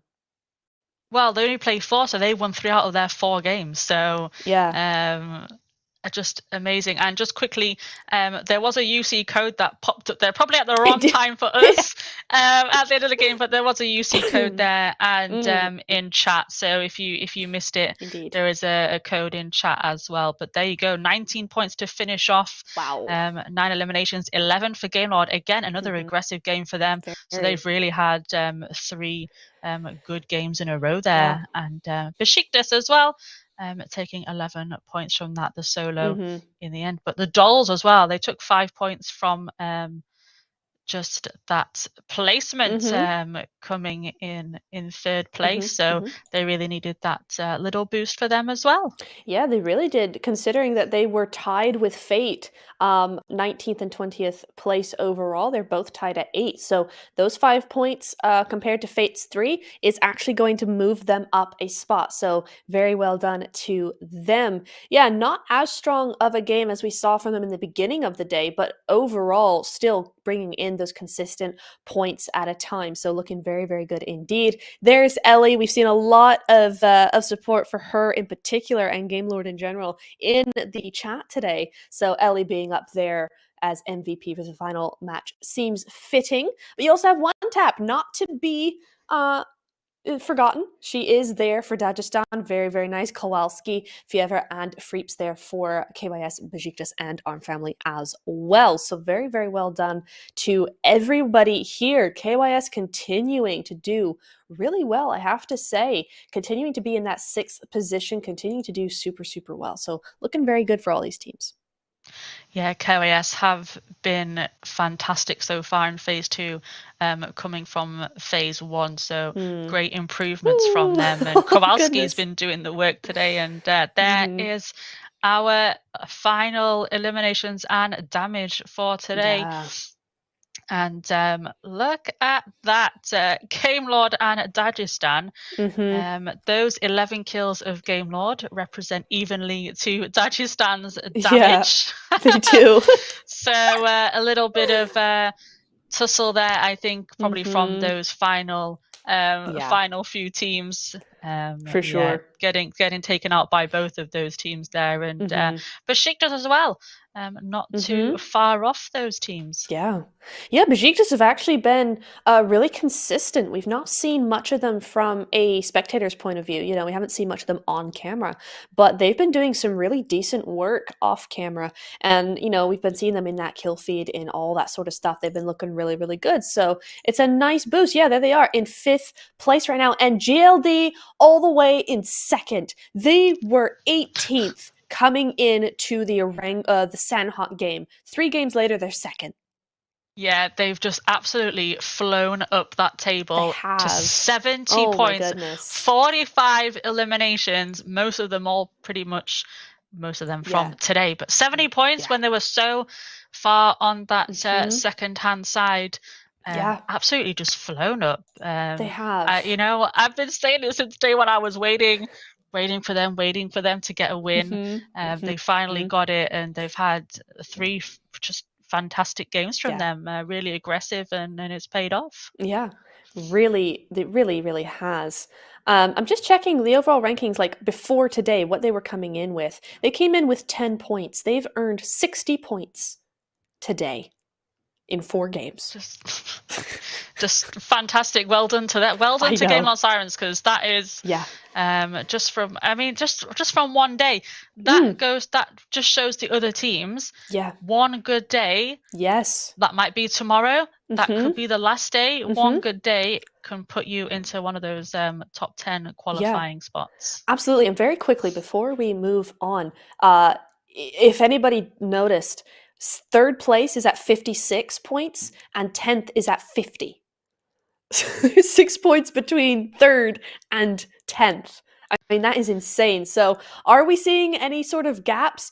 Not really. I mean, Dagestan maybe, but the rest of the teams are really fighting for it. So really, really good stuff coming in from them. But oh my goodness, what a day it has been.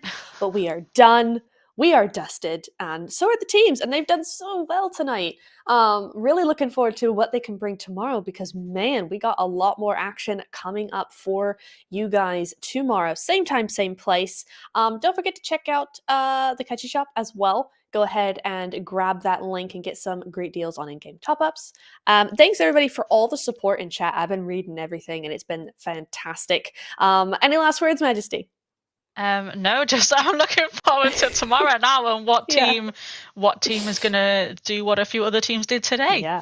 Yeah, absolutely. And the prediction war continues. We're currently 2-1. Majesty bringing that point in with that final game. GG's, by the way. But yeah, looking really, really good. And so we will continue tomorrow night. But until then, have a great night. Have a great day. And we will see you tomorrow. Good night, everyone.